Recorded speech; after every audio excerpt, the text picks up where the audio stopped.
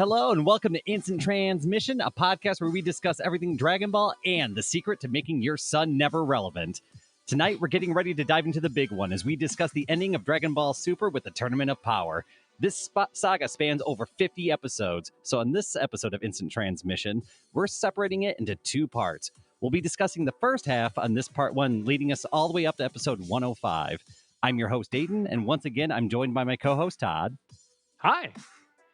And with such a mountain of content to cover, we'll be cutting this through this content a little quicker than normal, only covering points more relevant to the story and characters a little bit more precisely than in previous episodes. But before we get started, was there anything you wanted to cover, Todd, before we get into the episode breakdowns? Not much. I did just kind of want to add to what you were saying, Dayton, in that we might not cover every single minor character's name because there's a ton of them in this tournament. Oh, gosh, yeah. And we are going to kind of speed through some of the less relevant episodes and just kind of cover the main topics in each episode. So it'll be a little bit different from our usual format. Yeah, but with that out of the way, let's go ahead and dive into episode 77. Let's do it, Omni King, the universe's greatest martial arts tournament. And right away, we start off with something new, and that's going to be a new intro with new music. And I gotta say, I actually like this one. Yeah, I like this one a lot too. Some of the other ones I haven't been a big fan of in Super, but this one hits well. It's got all the right elements. It's fun. It's fast paced. There's tons of fighting. So it's the first time I saw it, I liked it, and then the second time I saw it, I still liked it. So it ages well. Yeah, I would definitely agree with that. And we kind of break into the episode after this new intro, getting us a little bit pumped up here. The main notes that I have for this one is that Goku talks to the Grand Zenos about having a multi-universe tournament. Yeah, and it's kind of funny because the Zenos actually almost kind of forgot about it until Goku brings it back up. And so the ball is rolling on this thing again, and we're getting a throwdown between all the greatest fighters in all the universes. Right. And we basically get the Tournament of Power is kind of declared by the Grand Zenos. And as the episode goes through, we find out that each universe has to present 10 fighters, 10 of their best fighters for what is going to be, I believe they revealed to us here, what is going to be a battle royale fight, which is something new, something different, something exciting for Dragon Ball. Yeah, I mean, honestly, it's going to be a number of fighters that we've never really seen on screen at once. And on top of that, it's going to be capable fighters. It's not just a bunch of Frieza's henchmen. Every single one of these fighters is going to be high caliber. Right. The only other detailed note here that I wanted to point out is there's a moment where Beerus actually threatens to destroy Goku just because Goku is treating Zeno so friendly and taking him so lightly. And Beerus almost uses his destruction powers on Goku before Goku uses the button to go see Zeno. I thought it was kind of an interesting moment of just like darkening the tone and really showing how Beerus can act when he's not just being friendly with people.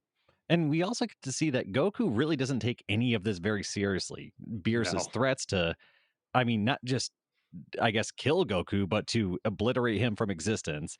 And then how just easily and flippantly he goes to just talk to God. It's kind of insane, but I guess that's Goku. He doesn't really think about things that deeply. Right. And that's kind of what we're used to with Goku. I think that pretty much covers my notes for that one. Did you have anything else, Dayton? I mean, other than just everyone's looking for training partners and ways to train during this time, that's about it for that episode. And I think that leads us right into episode 78, which is the universe's gods are aghast. Losers will be obliterated at the Tournament of Power. And that title alone pretty much tells you what the big surprise is. Exactly. And so we get a lot of this episode's a bit of an info dump, which is fine. We're learning about the tournament. Basically, we find out that the tournament is in what they call the null realm, where there is nothing to destroy there. So they can kind of go all out, all of the most powerful fighters in the universes. And we also find out there's going to be a prize for the universe that wins. Well, technically, kind of two things. One, though, is that they will the winner from the tournament or from the universe that survives is going to be granted the super dragon balls for one wish with the super dragon. And the other prize is that you get to continue existing, which Yay! begs the question, why would that be a prize? And it's because if you lose, your entire universe will be obliterated, and that includes the Kais and the Destroyer gods. Right. Now it does exclude the angels of those universes. They will not be destroyed with the universe and with the gods of destruction or the Kais. So they really don't have any skin in the fight, as they're mostly just guides anyway. But for people like Weiss, that's good news. Yeah, yeah, exactly. Weiss does not seem very upset about this whole situation. However, Beerus is not very happy about it. Rightly so. He's pretty afraid for his well-being. After this news is broke, though, we find that the two Zennies, one of them has never seen a martial arts tournament before. And so the decision is made to kind of throw a run up tournament to the Tournament of Power. So that way both of them will have exposure to martial arts tournaments. Right. Our Zeno from Universe 6, or I'm sorry, Universe 7, he got to see the Universe 7 and Universe 6 tournament. However, the Zeno from the future timeline, or I guess from Trunks's timeline. So our Zeno actually covers all the universes, but then we've got the future timeline, where that Zeno did not get to see the Universe 6 and Universe 7 tournament. And so they decide to have Universe 7 put forth three fighters against three fighters from Universe 9. Yeah, and so we're getting three fighters per side, and immediately Goku is tasked with tracking down two more fighters. Right. And that does seem pretty easy until he speaks to Vegeta, who is currently waiting on his next child to be born. And so Vegeta actually bows out of this tournament, making things a little bit more complicated. Yeah, it's a big surprise, especially throughout all of Super. I mean, Vegeta's kind of been the number two guy. It's all about Goku and Vegeta. And so Goku has to find two other powerful fighters, and he's got plenty to pull from. But I think Vegeta is actually the one who suggests Gohan, Yeah, and when Vegeta suggests, "Have you asked your son?" Goku's response is, "Well, no, I think Goten's a little too young for that," before he realizes that he has another son.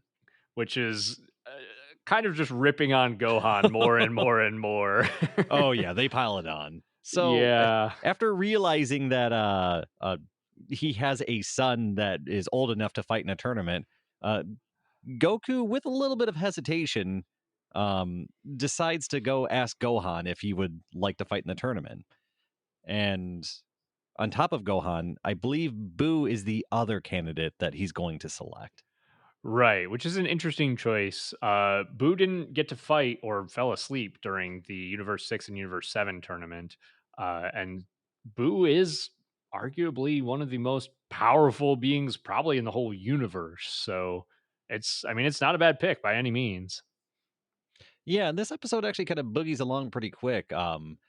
Goku, after recruiting Boo and Gohan, he pretty much has his team and they shoot off to the tournament. Right. Hercule kind of accompanies them because he's more or less Boo's handler, and that's kind of his role in this whole thing. But they make it to the tournament. They realize that they're fighting what looked like kind of like dog folk, for lack of a Yeah. better word. Canine Um, people of some kind. yeah, and we really don't get a whole lot of pre-information on these fighters when they show up to the tournament.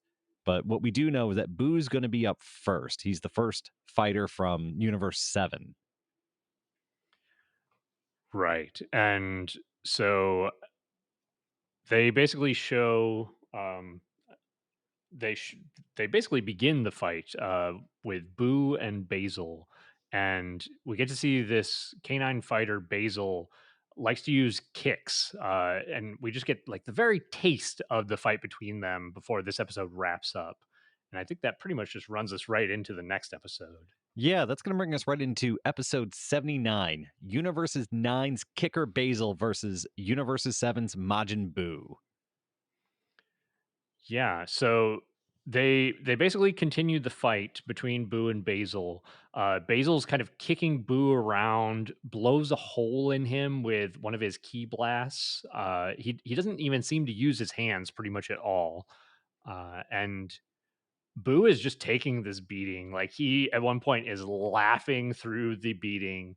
He gets the hole blown through him. He kind of regrows his stomach where he has the hole, and he gets his head kicked in, and he just laughs through it all. And eventually, Basil gets to the point where Boo starts to retaliate, and Basil actually turns to his team, and he's like, "Hey, give me the good stuff." Well, Boo actually he actually defeated Basil, but the Zenos were actually unhappy with the match. They were not entertained, and so they demanded Right. that the match keep going forward, which shows that the rules are whatever the Omni Kings say they are. And that's going to be a theme we see going forward. They only care about the entertainment factor. Now was it the ring out? Is that right? Yes. Mhm. Because Goku was basically trying to say like, "Hey, that's how our tournaments are run on Earth. You know, we've got the ring outs," and then yeah, the Zenos were. We still want to see more fighting. Yeah, the Minister pretty much clarified that we don't really have all the rules worked out yet, but whatever the Grand Minister or whatever the Omni Kings say flies. And so Right. they decide to keep the match going and kind of beating back and definitely losing the match. That's when a power up, I don't know how else to describe it, is thrown to Basil to continue the fight. And you see energy kind of wash over him. You see him bulk up and you see him just kind of increase in power. And normally these kinds of power ups and items are illegal in tournaments. But once again, Right. the Omni Kings think, well, this is more entertaining, so we allow it. Yeah, and this power up, it reminded me a little bit of maybe the tree of might, the fruit from the tree of might. It looks like some sort of little fruit that gets thrown to Basil, and he eats it, and he gets jacked up, gets juiced, and I mean he basically fights Boo for a while longer. Same kind of thing where he eventually just kind of runs out of steam, runs out of gas. It seems like this fruit or whatever this power up was kind of runs its toll on his body. Yeah, and Boo is definitely, as far as an attrition fight, you couldn't ask for a better fighter. He's Yeah. pretty much immune to damage unless you completely kill him. He just gets angry and just has this endless well of energy and just I mean it's an all right fight. Boo does some Stretch Armstrong stuff which is kind of entertaining and you see him, you get the comical, he gets a hole blasted in him and then he's like, "Oh, well, I got to fix that." And then he pops it back closed and you get some light boo-ness out of it, but otherwise it's kind of a I mean, it's as far as this little expo tournament, it's probably the worst fight of the three, but it's okay. Yeah, and Dayton and I talked about this a little bit beforehand. I don't like how this fight ends in particular because Boo almost uses like his own version of a Kamehameha. And to me, that is it's just boring. It doesn't feel very unique to Boo at all. And Boo is such a unique character and has so many unique moves that I would have liked to have seen something a little bit more flavorful for him as a fighter. Yeah, he's kind of a forever child, and he's known for throwing tantrums and getting angry. And you want to see something that reflects that, not just your bargain bin key blast, for lack of a better way of describing it. Yeah, yeah, exactly. But that pretty much wraps up that episode. That whole episode kind of covers the fight between Boo and Basil. And I think that moves us on to the next episode. Yeah. So right towards the end of that episode, we get Oh, introduced to a character named Lavender. He's the next, I guess, dog folk of the trio of dogs. And once he's introduced, the episode ends, and that leads us right into episode 80, which is Awaken Dormant Fighting Spirit, Son Gohan's Battle. And right at the beginning, we get this. They pointed it out before, but they're discussing it now. The fact that they can't sense the energy of these dog fighters. And we get some advice to Gohan from Goku, which I don't think I've ever seen Goku follow, but it's advice given nonetheless. He tells Gohan not to play wait and see with an opponent whose energy you can't sense, which I love that advice. Just the person who's giving it, I've never once ever seen follow that advice. Yeah, and that's a really good point. I do like that Goku is taking on the mentor role here for Gohan, especially because Gohan's kind of been out of the fighting game for a while. But yeah, the advice that he gives is kind of very bizarre for him. I guess Mm, it's kind of interesting advice for Gohan in particular though, because there are multiple instances where Gohan just doesn't use his full power. I mean, especially throughout Z, there are multiple times where he doesn't use his full power until he gets angry or has something to yeah. protect, or even against like Cell. Gohan wasn't going all out against Cell, and even against Boo, against Super Boo, when he came in with his Mystic form, he just didn't go all out right away. So I like the advice for Gohan, but not coming from Goku. Yeah, so we get that advice, and quite frankly, we brought this up before we started the podcast, but I like the pacing of this little expo tournament because we had a full fight wrapped up in the previous episode, and this episode is turning out the same way. We Right. get Gohan jumping into the ring, we get a little bit of advice from Goku, and the fighting starts immediately. And it doesn't take long into the fight where we see what's his name? Basil? Lavender is this Lavender. one. What Lavender's kind of shtick is, and he uses poison as his secret weapon. And when Gohan kind of gets caught mid punch, he gets sprayed in the face with poison, and he's blinded at this point. And Gohan has to continue the fight without the use of his eyes. Right.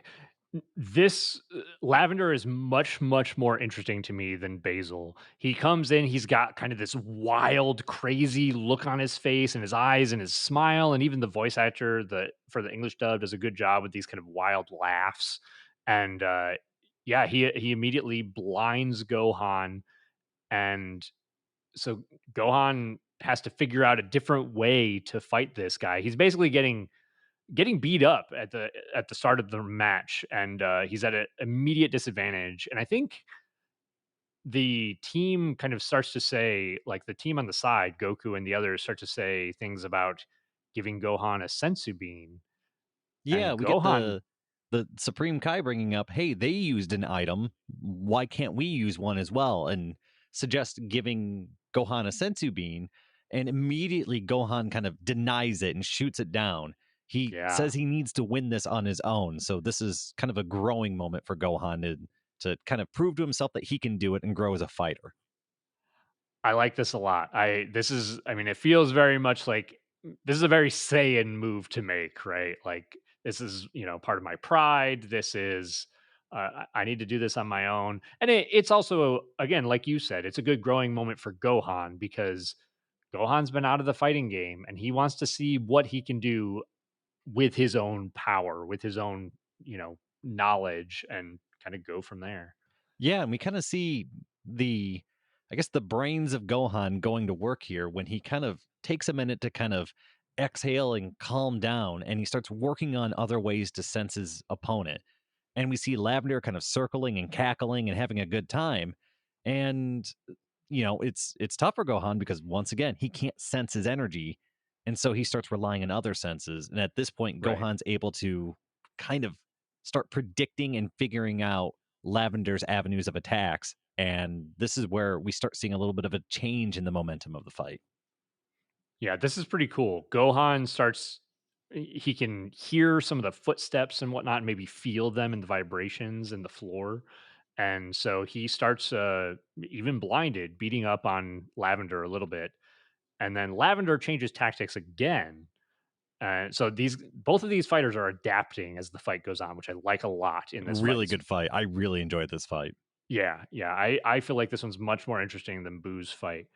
But Lavender basically uses a new tactic. So he just flies up into the air and begins to float around so that Gohan has a much harder time sensing where he's at. Yeah, and after taking kind of a couple devastating blows, and at this point the poison's starting to start biting into Gohan and wearing away at him. Right. Gohan figures out once again adapting another way to sense lavender. He fires up into his Super Saiyan form, and once he's in this form, he's able to kind of sense the attacks of lavender. And what he's doing is he's projecting energy out of his body and then picking up on where it reflects from, and that's how he's detecting where lavender's at. He's almost using like bat radar or sonar location or something like that. It's really neat. I actually really like this. I like this a lot too. I think the Supreme Kai even describes it as a type of like radar or sonar. And this, I mean, while Goku is an incredible fighter, the adaptability of Gohan in this fight really expresses how intelligent Gohan is, which I like a lot. Yeah, this isn't a situation where he just uses brawn to overcome his opponent. No. It's he's adapting, he's using different tactics, he's relying on different senses. And I like the opponent too, because he creates a different kind of obstacle for the Z fighter to have to overcome. He's not just the big brute, which we'll see in the next episode. Yeah, exactly. But what we find out, we can visibly see this poison spreading through Gohan's body, his skin kind of turning purple. And he eventually, after, gaining the advantage once again, he basically gasses himself. And I think Whis kind of calls it. And uh, Gohan drops out of the Super Saiyan form, um, kind of gasping for air. You can see the poison spreading almost across his whole body at this point. And I think Whis might be the one who describes the fact that the Super Saiyan power up helps spread the poison through his body even faster. Maybe whether it be like his power going up or more adrenaline and blood pumping through his body, however you want to figure that out in your own mind. But I think Weiss called it kind of a double-edged sword. Yeah, that tremendous power and the ability to locate his opponent, it's causing the poison to quicken. So now if Gohan wants to keep fighting, he's on a severe time limit. Right. And I think Lavender gets a little bit cocky here, but Gohan just goes right back into Super Saiyan. I mean, almost certainly partly because that's the only way he can sense Lavender at this point. But Gohan's basically just going to try to push through this and finish the fight before something terrible happens to him. Yeah, we And get a pretty tremendous key struggle between Lavender and Gohan, and then after what looks like losing the struggle, Gohan kind of takes advantage of the momentary pause afterwards to grab a hold of Lavender and drag him like way up into the air, turn and yeah, then start meteoring back into the ground, just both of them plummeting towards the arena. it's a really cool moment. There's basically like a smoke screen from the key exchange, and Gohan uses that moment where Lavender kind of lets his guard down to grab him.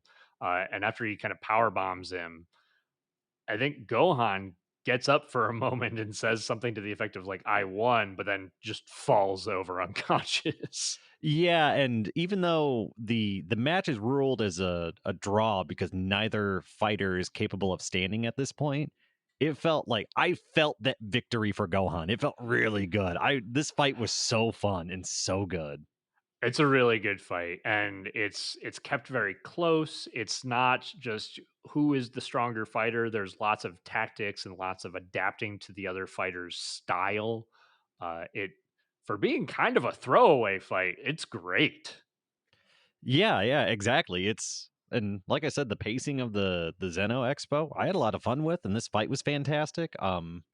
Yeah, I I also like seeing characters that aren't Goku fighting other opponents, and especially when they're interesting opponents.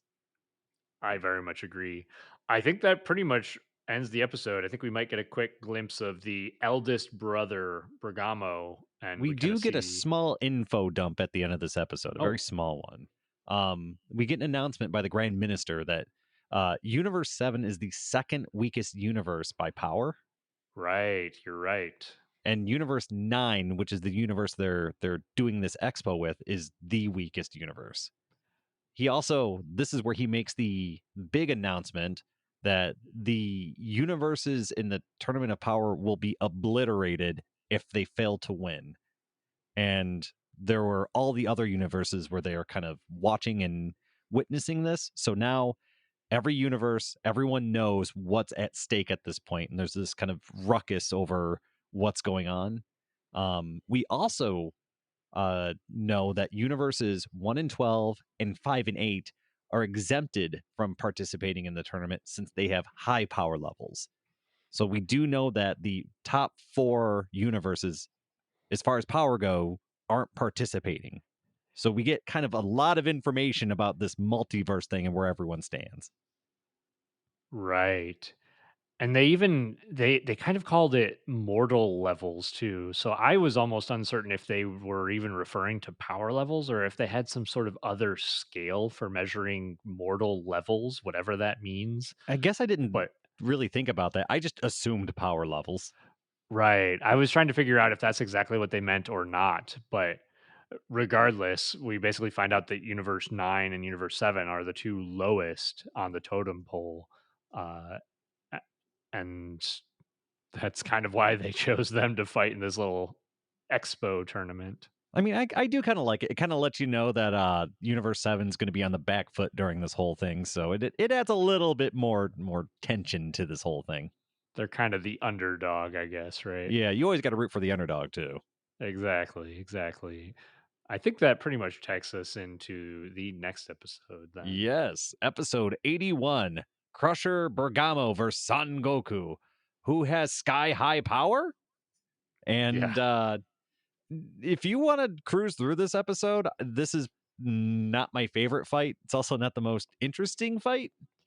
Yeah, the only thing that I want to talk about here is kind of what you were touching on in the last episode is the fact that Bergamo, before the fight begins, he asks Zeno or the Zenos to rescind their rule about destroying the universes uh, after the during the Tournament of Power, and the caveat here is that Bergamo has to beat Goku, and if Bergamo wins the match against Goku, the Zenos will rescind that ruling. And funny enough, the Zenos agree to it. Yeah. This makes pretty much everybody here because all of the gods of destruction and the angels for their universes and the Kais are watching this expo. And so all of them begin rooting against Goku in this exhibition match. So Goku's already kind of painted as the bad guy, and Goku's kind of in a rough spot too because they let him know very clearly that as if they sense that he's throwing the match or not trying, they'll just obliterate all the universes anyway. The funny part about that, though, is that you get the impression from Goku's demeanor here That that it didn't matter. he had no inclination to throw He was this gonna try fight. no matter what. Yeah, yeah. Yeah. Oh. Which I love because it's like Goku, the one time throw this one fight, you could save billions of people. Just make it fun. Just make a little rule that you can't go into Super Saiyan or any of your other forms. Like, just make a match out of it. Just there are ways to lose and still try. Like, ugh. I love this. This is fantastic. Like this so we are watching the English dub and a lot of people especially for Dragon Ball Z state that Goku's character was changed a lot from the original material because he's treated much more as like a superhero in Dragon Ball Z in the Funimation dub. And in the Japanese he's not really a hero. Like he just likes to fight strong people. And this moment for the Tournament of Power and this Zeno Expo is the perfect example of that, where Goku is an incredibly selfish character. He cares about himself and he cares about fighting strong opponents.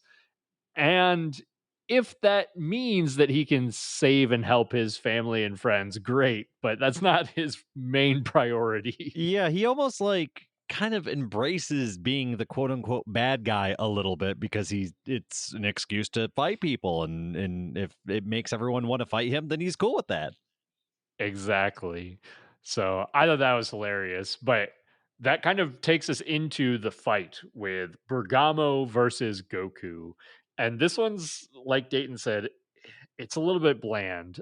This guy basically can take a beating. Bergamo can basically take hits and then kind of get bigger, get stronger, then dish that out to his opponent. Yeah, and I mean it's still more or less brute strength. He just needs to get punched to get his brute strength. About the only thing I really like about this fight is there's kind of a nice little panning shot of Goku kind of flying around Bergamo and punching him. And it's kind of happening in real time where each time Goku lands a hit, Bergamo kind of grows a little bit and then swings again, and Goku will swing around and hit him again, and it'll grow. Like it felt really kind of dynamic and living, and I like that one panning shot. But other than that, it's you can tell Goku doesn't really need to try during this fight, and whenever that's the case, the fight becomes way less interesting to me. I very much agree. I think the only little thing that I kind of like about this fight is similar to that dynamic shot that you're talking about, is that Goku's actually using Bergamo's size and is deliberately giving him power to increase his size, and then using Bergamo's size to take advantage of his blind spots at that point because Goku is so small relative to him. And eventually Goku just kind of like juices this guy up to where he can barely even stand in the ring. And then finally, after, mostly fighting in base form and Super Saiyan, I think he goes up to Super Saiyan Blue, uses Kaioken and Super Saiyan Blue, and gives Bergamo a Kamehameha and just dusts the guy with, I mean, doesn't kill him, but knocks him out without a problem. Listen, I'm going to have to agree with Beerus on this whole fight. And to quote Beerus, I'm so tired of these Saiyans making every battle they're in harder than it needs to be. It's such a great comment because it's almost kind of making fun of Dragon Ball for Dragon Ball fans, and I love It's that. self aware. Yeah. It's so good. Oh shoot. Yeah. As soon as he said that, I was just, yep, that's it. That's how I feel about this whole thing. Thank you, Beerus. I agree. Beerus for president. That's right. He's kind of, expressing what the audience feels in some of these moments, but I love that. I love in jokes like that. They're very fun. I do like that after Goku beats Bergamo, he then threatens to beat every warrior from every other universe. It's so good. Like, Goku is the perfect bad guy in this instance. I Oh, love it. it's like you're not very self-aware, are you? Okay. All right. Yep, I loved it. And so once this match finishes, we get somebody who's kind of been like a cloaked figure with Universe 11 this entire time, kind of jump into the ring with Goku before Goku steps out. And we find out this guy's name is Top, or Topo is what I'm used to calling him in the Japanese version. But he basically reveals himself. He's kind of this big, burly, brawny guy, and he's wearing like a red and black leotard, almost like I mean, it's very Super Sentai, like very Power Rangers esque, and he's got this sweet big mustache. But he challenges Goku. He says, "Hey, fight me here and now," and is kind of like presenting this as another option for the Zenos to watch another sweet fight. Yeah, and the Zenos agree to it, and we're kind of left with this mysterious Top or Topo kind of squaring off against Goku, and it leads us right into episode 82. Never forgive Son Goku. The warrior of justice Topo intrudes. And this is great because Top is basically considered to be, I mean, he's a warrior of justice, and he's really hamming that up here. And he's very similar to Bergamo. He's putting Goku on this pedestal of the villain. And it I do really love that kind of, I guess, gag or whatever you want to call it, that Goku is being portrayed as the villain, and just everybody accepts it. and, and Goku even kind of accepts it. He doesn't care. It's so good. it's great. I love this because from our perspective, the audience's perspective of watching Dragon Ball for 600 episodes at this point, it is we're always perceiving Goku as being the good guy, stopping the bad guys, saving the world, and kind of flipping that on its head here is excellent, especially with Goku just going with Oh it. yeah, he doesn't care. It's whatever, as long as you fight me is kind of Goku's Exactly. mentality. One thing I want to point out is that immediately, and I felt this the first time I watched Dragon Ball Super, and I felt it again the second time I watched it. I get such strong Ginyu Force vibes from Top, Me too. and in the future we'll see the Pride Troopers. It just it tickles the right itch or whatever you want to call it. I love them, that kind of shtick or that mentality so much. I actually have a note about that here too, because Top is basically doing all those posing and kind of being Hmm. like big showboat. And there's an amazing comment to me in here from Gohan, where I think somebody like the Supreme Kai or Beerus is saying like this guy is really over the top and kind of ridiculous, and Gohan is Oh like, yeah. I think he's pretty awesome actually, Everyone's which buying into those action poses. I love this for Gohan, especially because it's a nod to his time with the Ginyu Force, like seeing the Ginyu Force in very formative years as a child. And then on top of that, Gohan doing all of the great Saiyaman stuff in high Great school. Saiyaman! So this just plays into that whole theme with Gohan, and I absolutely love that.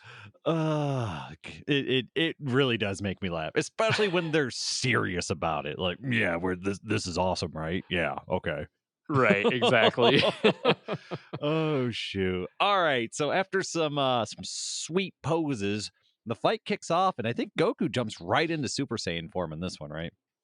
I think he does. I think he starts to. I mean, he doesn't want to take Top too lightly, and Top kind of fights almost like what I would imagine like a pro wrestler fighting. Like he basically gets Goku into an arm joint lock, like with his shoulder right off the bat, and then he grabs Goku in this big bear hug and just begins crushing him with all of his might. And we basically Goku, I think he has to use Super Saiyan Blue to get out of that, if I remember correctly. Yeah, and right before he does, I do want to call out the Schemmel screams. They're very, very good here. Once again, that guy when he does the Goku in pain, like that, like blood curdling kind of, just makes your spine just kind of tingle a little bit. There's something about his ability to really convey the amount of pain that Goku's in these situations where you're really concerned for his life. And I wanted to point that out because I know we've pointed it out a couple other times, but once again we get to see it here and it's still good. That's a good call out. Schimmel does a great job. Uh, Eventually, Goku gets out of that bind with Super Saiyan Blue. We get to see Top's Justice Flasher, which is basically a bunch of ki blasts coming out of each of his fingers. And Goku has a pretty cool moment where he uses the Super Saiyan Blue Kamehameha with an instant transmission teleport. And I mean, Top takes it, so we can tell that he's a strong dude. And at that point, the Grand Priest calls an end to the fight, stating that he doesn't want any of the Tournament of Power competitors to be killed prior to the tournament. Yeah, I mean it's definitely kind of a blue ball moment here, but Oh yeah. I mean it if you want to I guess write in a hook to keep watching, that's a pretty good one right there.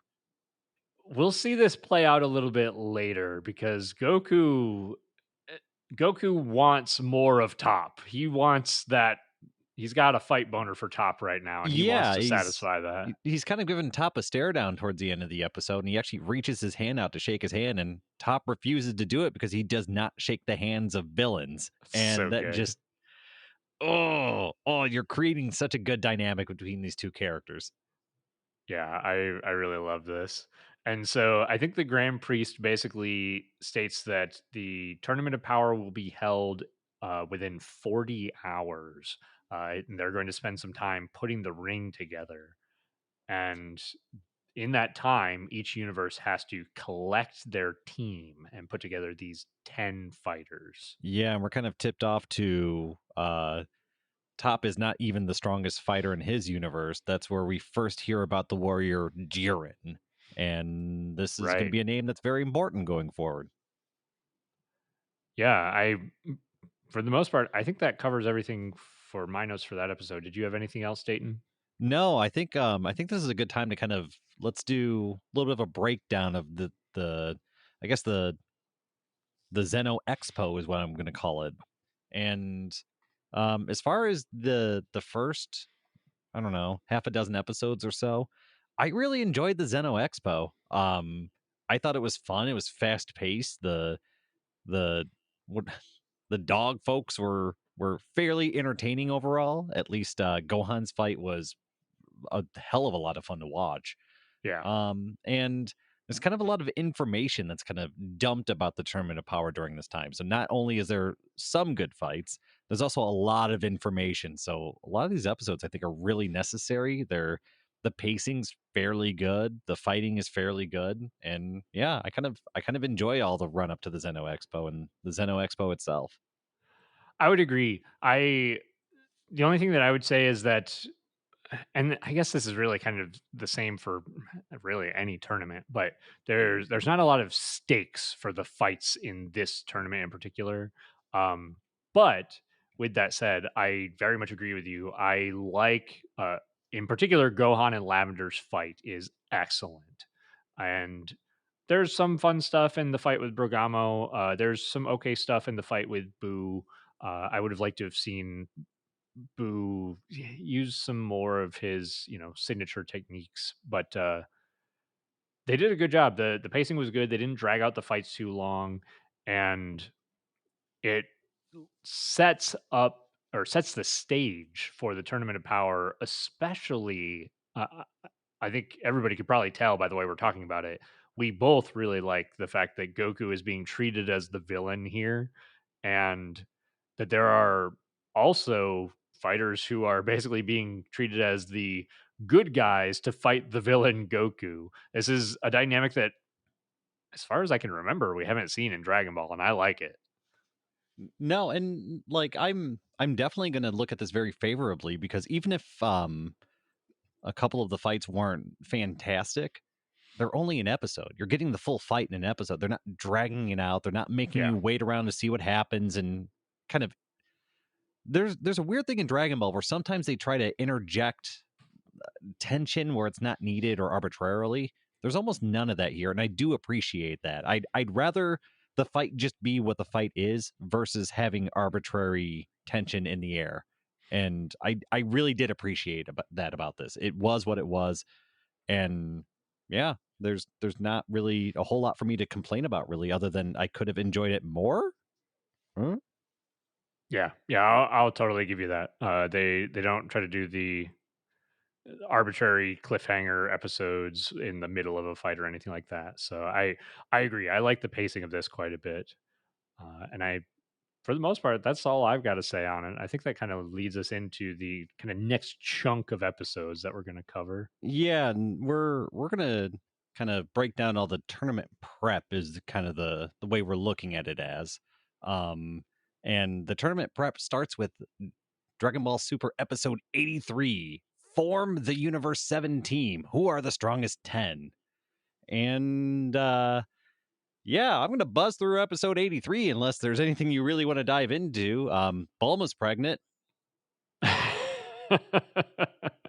Yeah, I think a lot of the tournament prep ones, I think we're going to kind of zip through these because to me, these are kind of fluff episodes. Basically, they talk about gathering the team. I think that we kind of get an idea of pretty much the entire roster in this episode, if I'm not mistaken. Yeah, they mostly decide on the dream team. They decide on Gohan, Goku, Vegeta, Boo, Krillin, Piccolo, Master Roshi, and Android 17 and Android 18 is kind of their what they're thinking for the team and who they want to assemble. Right. Yeah, which kind of leaves one spot left. And there's a moment where, just a little detail that I liked, where Vegeta is thinking up names for his daughter, and he wants to give her a proper Saiyan name, and one of the ones that he comes up with is Shallot, which I like just because it's, sticking with the I vegetable wish. I puns. wish I wanted Shallot. Yeah, that would be hilarious. But Whis basically pulls Bra from, or sorry, Bulla I hate her English name. I'm going to call her Bra because it fits with Well, it's the trunks Briefs and family, right? briefs. Exactly. I Mm-hmm. hate the name Bulla It doesn't because mean they, anything. It doesn't no, matter. they're basically censoring the fact that her name is Bra. And it makes me angry. Uh, but Ooh. but the basically Whis magically with his angel ambiguous powers pulls Bra painlessly from the womb, and she is dubbed Bra or Bulla by Bulma, and Vegeta is kind of like a little bit miffed about that. But now Vegeta can fight in the tournament because he's not waiting for his daughter anymore. Yay. Yay. Thank you, Whis, for interfering in the toils of mortals. Yeah, basically. That's pretty much all I've got for that episode. That's all I got too, and I don't want to talk about the weird little rhyme at the start of it. So let's go into episode 84, which is Son Goku, the talent scout, inviting Krillin, and number 18. I almost said the Japanese name for Krillin. Goku and Gohan both go to visit Krillin in 18 to convince them to join the tournament, and Gohan is really adamant that they shouldn't tell anybody the truth about what the tournament is about. And so they really kind of piss poorly start lying to really everybody. I'm honestly not a big fan of this whole idea. It just seemed very silly and like Yeah, you're going to go recruit a bunch of people who have fought over the fate of the world or multiple worlds and all kinds of other. I think they could handle this, but whatever. Here we go. yeah. I think Krillin is going to basically say he's going to mirror your thoughts there, Dayton, and kind of say something similar in a few episodes. But Hmm. Goku is basically going to, I mean, spoilers, but Goku is going to get in trouble for lying here. And it's kind of Gohan's fault. Gohan was the one who decided, hey, we shouldn't tell everybody about this, the universe is going to be destroyed thing. Yeah, So so Goku starts lying about it and he comes up with this was it 10 million or 1 million zenny lie 10 million, where yeah. if you win the tournament you get a bunch of money. And that's the lie he's kind of pushing around.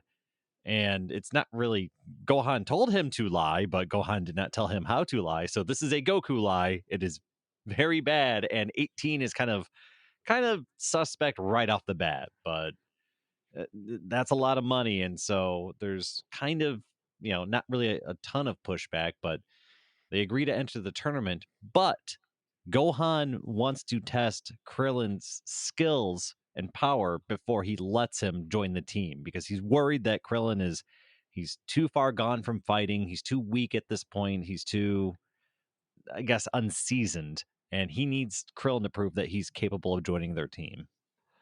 Right. And this is interesting. This is actually I thought was a pretty fun fight in a way, though brief.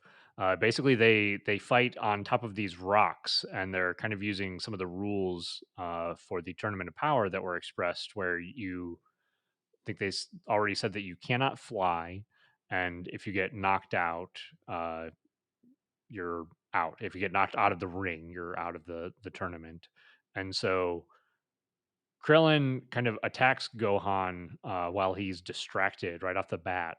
And then Krillin flies up with the sun behind him and uses a solar flare, but he's buffed it up to where it's a solar flare times 100. And then Krillin kind of uses his, signature move of hiding his key and goes down to the blinded Gohan. It's pretty easy. There's not a lot of it. I mean, Super Kame Guru would agree. Super There Comic wasn't Guru very allows this. much. Yeah. But so Krillin, hiding his very small key, trips Gohan and then kind of like body checks him off the rocks. And I thought this was pretty cool. This is pretty savvy on Krillin's part. What did you think about this, Dayton? I actually enjoyed this fight. It's interesting because it's trying to show how clever Krillin is versus how strong he is. And Yeah. in a tournament like this, where brute strength is actually could even be a hindrance, because if you kill somebody, you're actually disqualified. So discretion is actually a very important feature of a fighter. Good point. And just, I mean, it's fun seeing kind of Krillin pull one over on Gohan, and Krillin is a much more seasoned, experienced fighter than Gohan, so this is absolutely believable to me. Yeah, yeah, I agree. To add to that too, and I know Krillin's probably your favorite character. Yes. The Krillin pretty much throughout all of maybe all certainly all of Dragon Ball Z, but maybe even all of Dragon Ball has been the underdog. He's been one of the weaker Z fighters, and he's been surrounded by people who are stronger than him and always having to fight against people stronger than him. And he's always hung in there, at least through, like, the Cell Saga anyway, and, so he has to be tactical. He's had to figure this stuff out because he doesn't have the raw power that all the Saiyans have. Yeah, and if he had that sane power to get stronger after losing a fight, he'd probably be the strongest fighter in the universe. But unfortunately, he just gets his butt kicked and then has to recover like you and I. So there's no magical Saiyan juice that's making him stronger whenever he fights. It's all hard work and it's all mental. There's no secret way for him to win a fight. He has to win it and he has to win it cleanly. Right, right. So I liked how they presented this fight. I thought it was really well done, and we basically move on from that little skirmish to Goku wanting to take on Krillin now, and so they basically take the fight to this on top of this building where they kind of have this built arena. I think they I'm say going to go Mr. ahead and say that this second fight felt completely unnecessary. And I say that because it's like, all right, cool. Krillin just proved that he's capable of hanging with Gohan and competing in the tournament, and he's clever and like, yeah, he should be a part of the team. And now Goku's fighting him because I think Goku just wants to fight him. It felt very just, ugh, why are we here? Yeah, I mean, I feel like you could maybe explain it away by the fact that Goku wants to size up Krillin, or maybe Goku wants to challenge Krillin. But I see your point. Like Krillin already kind of proved himself. But however, I think again they do a pretty good job of showcasing Krillin's tactical ability in this fight. I think it's a pretty fun fight for me. Uh, what do you think here, Dayton? I think it's okay. I like that Krillin tried to, I guess, distract Goku with his multi-destructo disc, and he cut a hole in the floor, and Goku almost fell through it, and like it was neat, but honestly, there was nothing that was shown here that wasn't already basically shown in his fight with Gohan. That's fair. That's fair. He does have a few different tactics here. Like I similarly liked the multiple destructo discs. He basically used them and cut the hole in the floor, uh, but tried to make it discreet. And then one of the things that I actually really like in here, even though it doesn't, there's not a lot of payoff for it, is Krillin kind of running in, and he goes and even calls out solar flare and does kind of the motion for it, but it's a fake out. Like he does that and then fires off some normal key blast, but doing so, he gets Goku to kind of like block his eyes in that brief moment, which I thought was a cool tactic. We don't see those types of fake outs in Dragon Ball very often. Yeah, I did actually like that move as well. And I mean, it's definitely very Krillin s. It's very just I can't beat you in brute strength, so I'm going to find a different avenue. And I mean, it also makes sense too because he's fighting Goku, who knows all of his moves and is predicting Right. everything he's going to do. So he's going to that's not a move he's going to use in a fighter he hasn't fought before. That's definitely going to be something he uses in somebody who he has fought before. And I'm glad that he did that there. That really proves that he's kind of adapting his style to who or whatever he's fighting. I agree. That's kind of why I liked a couple of the moves that he did in this fight. But basically, we end with, or we kind of come to the end with a Kamehameha clash between Goku and Krillin, and Goku goes Super Saiyan Blue to kind of overpower Krillin, and he probably could without it, but I think he wants Krillin to just feel the difference in their power here.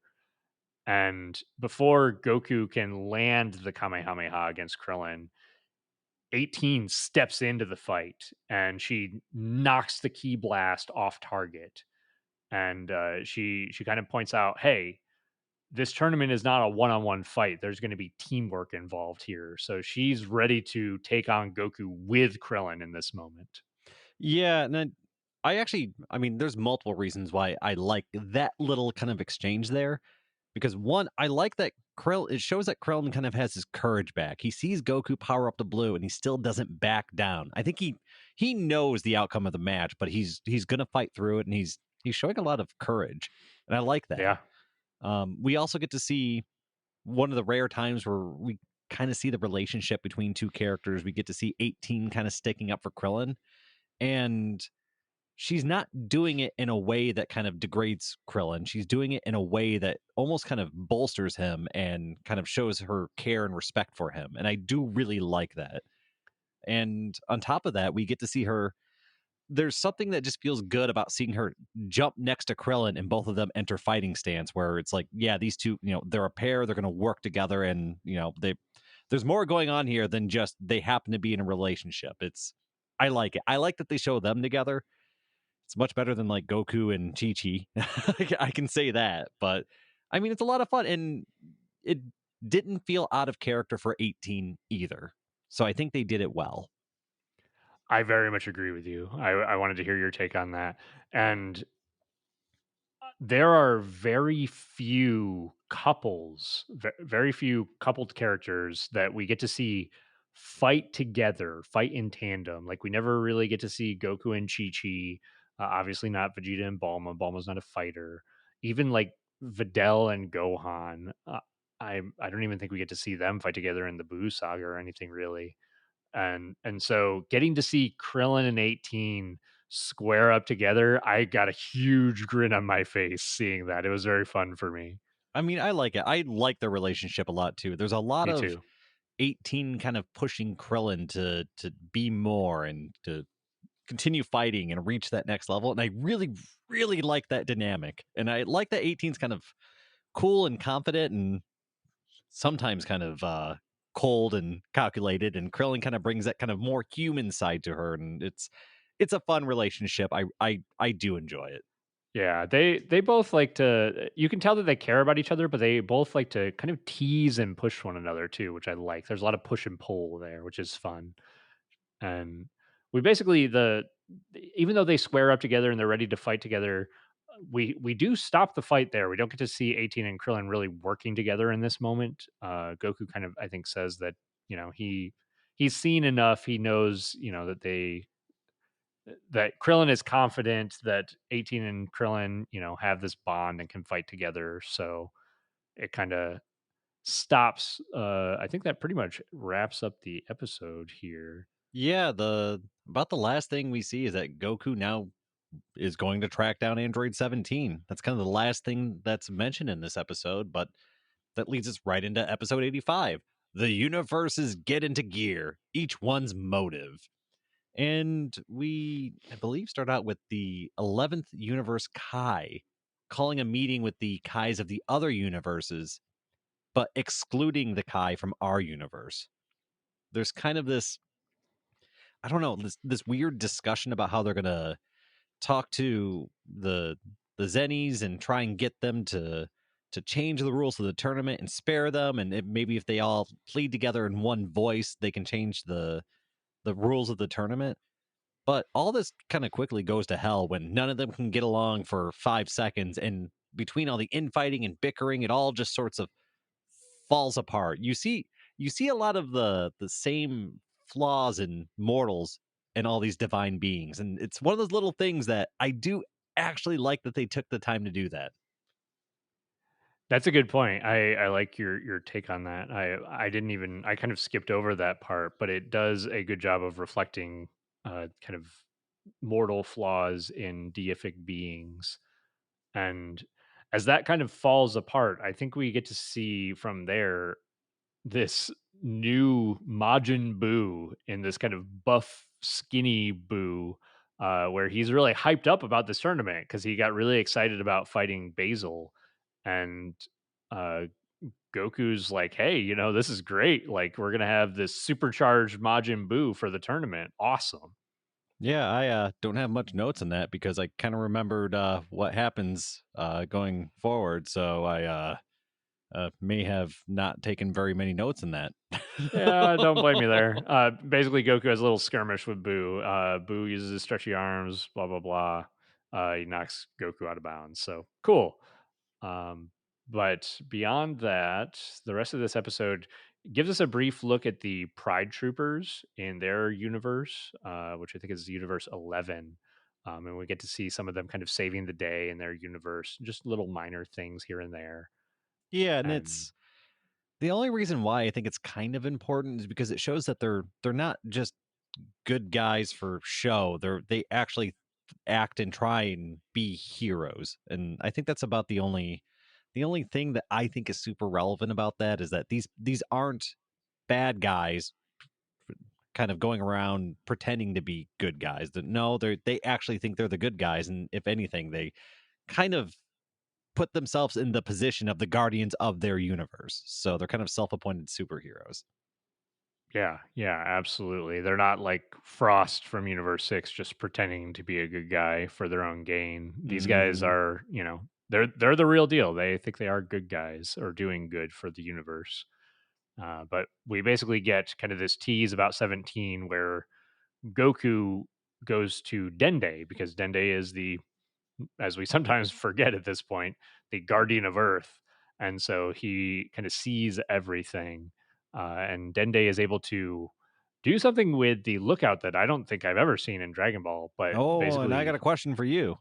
oh yeah, but kind of uproots the lookout and it flies over to 17's island where, Dende kind of drops off Goku because Goku can't sense 17's energy. So So when the lookout kind of uproots and leaves, what happens with Corin? I mean, I wasn't paying. I need to go back and look at that because I didn't see if Corin went with them or if his little pod kind of just floats out If in I the middle remember of nowhere. correctly, it just kind of sucks up into the lookout and it just kind of floats off. I don't remember seeing Corin's little plateau down there. So whatever. That's funny. Yeah, because it basically the lookout kind of pulls the whole rod, like basically the pole that Goku as a kid climbed up and pulls that shaft all the way up and it just sucks it up into the lookout like I mean magic, I don't know. But yeah, I mean Corin's little pod on the lookout was probably nowhere to be seen. I don't know. Maybe I missed it. It's just one of those things where as soon as it happened, I was just like, wait, hold on. That's pretty funny. I was just kind of assuming that Corin went along with them, but I didn't pay close attention. I don't think the visual showed Corin's part of the tower, I don't so remember. I just saw it happen once and just kind of thought, well, huh. I don't know what happened with Corin, but whatever. I guess it doesn't matter.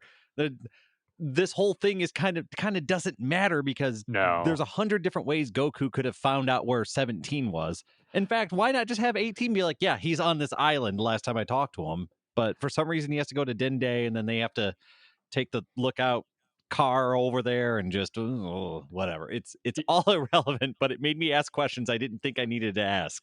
It really is. I'm not a big fan of the as you called it, the lookout car, but I think the only reason they did this was to give Dende something to do because Oh yeah. he's been irrelevant since, well, the Boo saga, I guess, since he came to Earth. I don't know.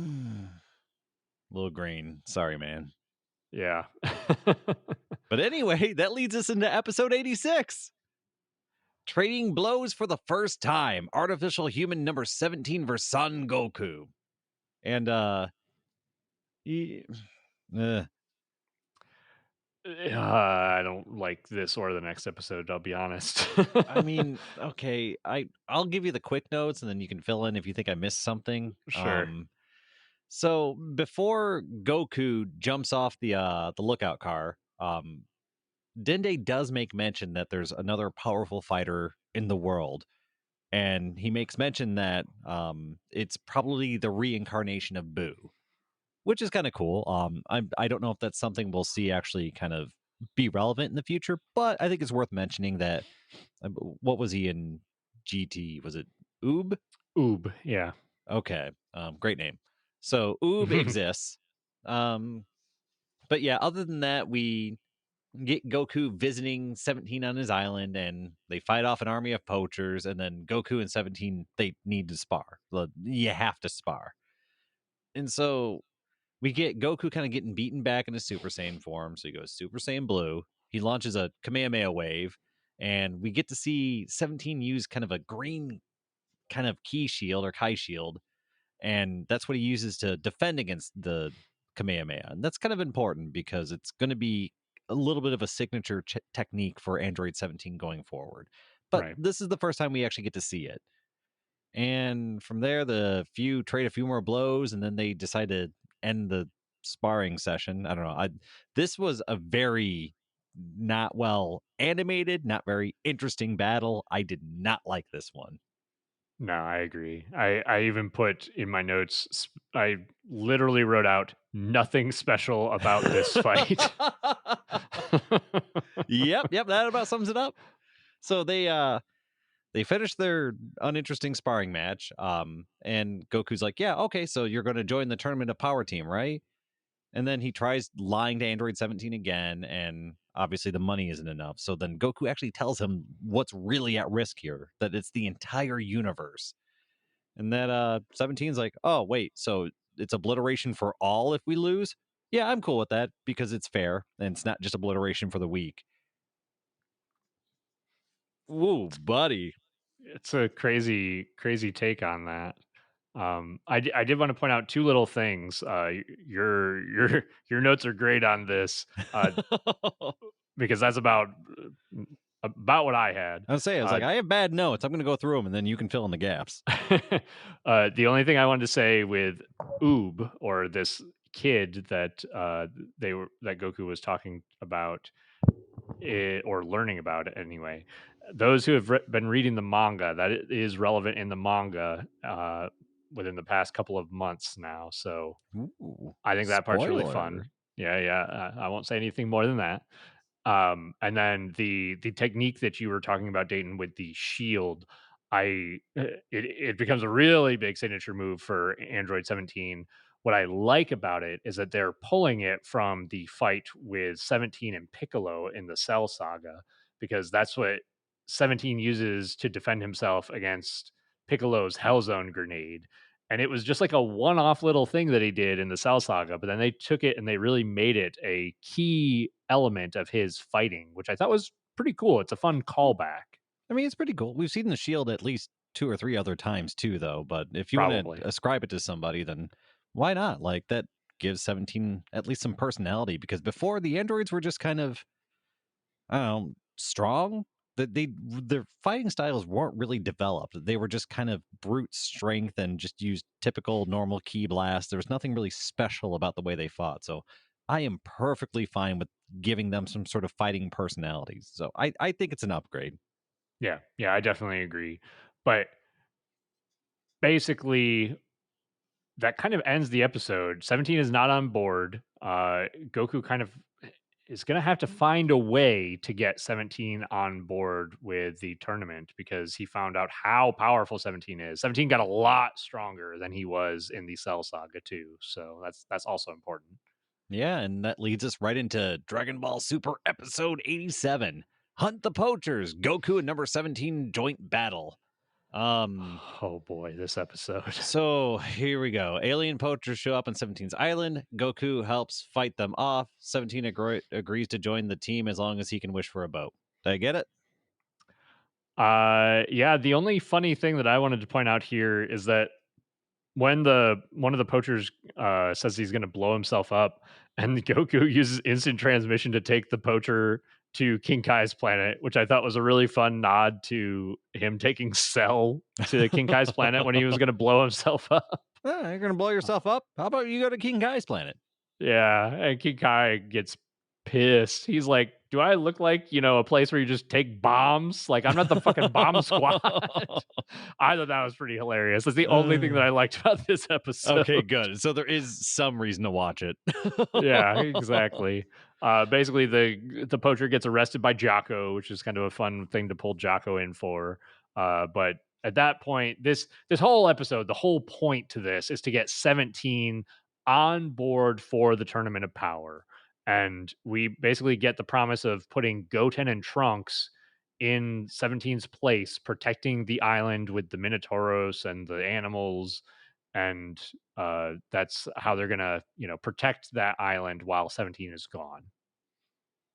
All And right. that's all I got on that one. Okay. I was like, I only have one thing I said. So if there's speak now, forever hold your peace.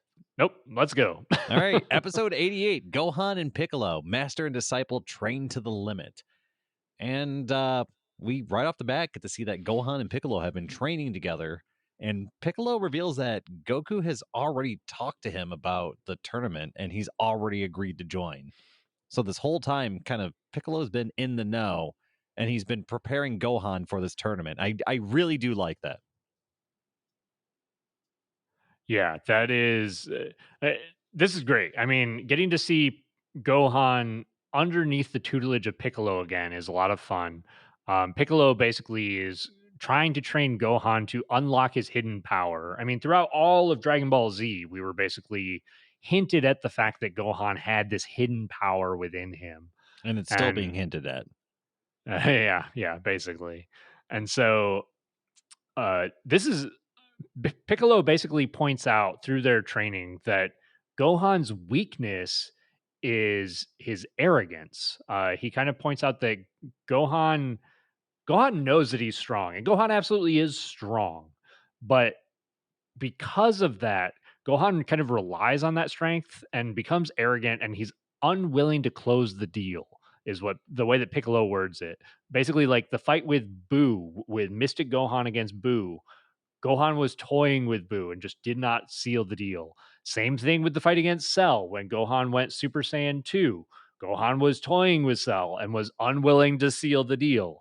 And so this has been a recurring problem for Gohan for time and time again against the bad guys. Yeah, and Piccolo actually has a really great quote that I have written down. It's you want your emotions to complement your strength, not shackle it. And I really Yeah. like that message because it's telling Gohan, you've got to be aware of your emotions the entire time you're fighting.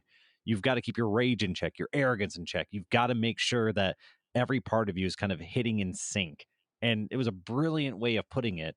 And I love the lecture about his arrogance being his weakness and kind of really taking time to not work on so much the physical form of Gohan, but the mental form. And I think that's really important. I agree, and that's a great quote, and it kind of shines the light on Gohan at Super Saiyan 2 against Cell was his rage mixed with his arrogance. Against Boo, it was more just his arrogance. And I think there's another line where Piccolo says, I don't have the exact quote, but Piccolo basically says that Gohan doesn't have the spirit of a warrior, which I like that a lot because it's true. Gohan's always expressed the fact that he's not a fighter, and he's kind of just been pushed into that lifestyle. He's certainly strong. He's got the genes for it, but it's not something that he's really wanted. No, and Piccolo kind of goes all out with the training and almost kind of beats the pants off of Gohan until he's able to kind of get Gohan to kind of step up and really achieve that next level and start working on his own route to success. And we get an exchange between Gohan and Piccolo where Gohan actually chops off one of Piccolo's arms. And Yeah. at this point, Gohan's like, all right, I've won the battle. I beat you. And then Piccolo uses his disarmed armed to blast Gohan in the back and kind of catch him off guard. And once again, reinforce that never let your guard down and and you know reach that next level. And we get a quote from Piccolo that says, "Don't settle for being better when you could be the best."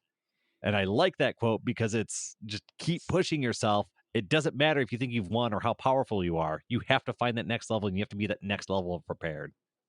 It's so good. And at this point, Gohan Gohan was fighting in Super Saiyan against Piccolo.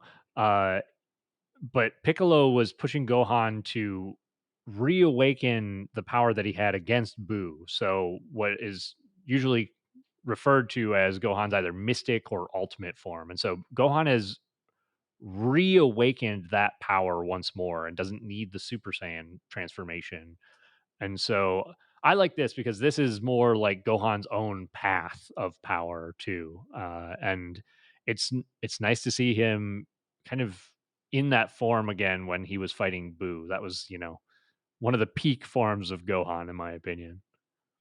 I always love seeing, I guess, training and preparing and kind of watching these Z fighters actually kind of level up themselves and work towards something, because I think that's always been kind of a Dragon Ball message, or Right. whatever you want to call it. And I love seeing this little training session between the two, and especially because it's Gohan and Piccolo. I know that they kind of dangle that in front of us a lot nowadays, but this felt good.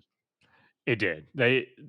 This one was presented in it was a well presented package for the audience and for fans of the franchise, I think. But they basically wrapped that up. Take us to see Kaba in Universe 6. And Kaba is looking for more Saiyans for the Universe 6 team at the request of Champa.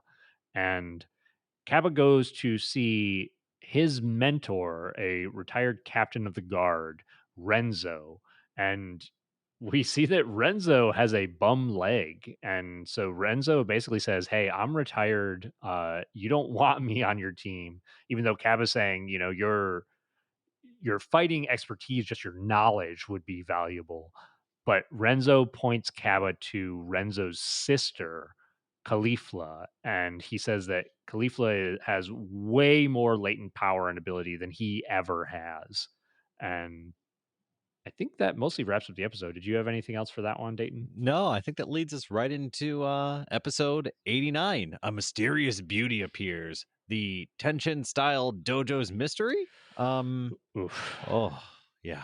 This is This is an another, episode.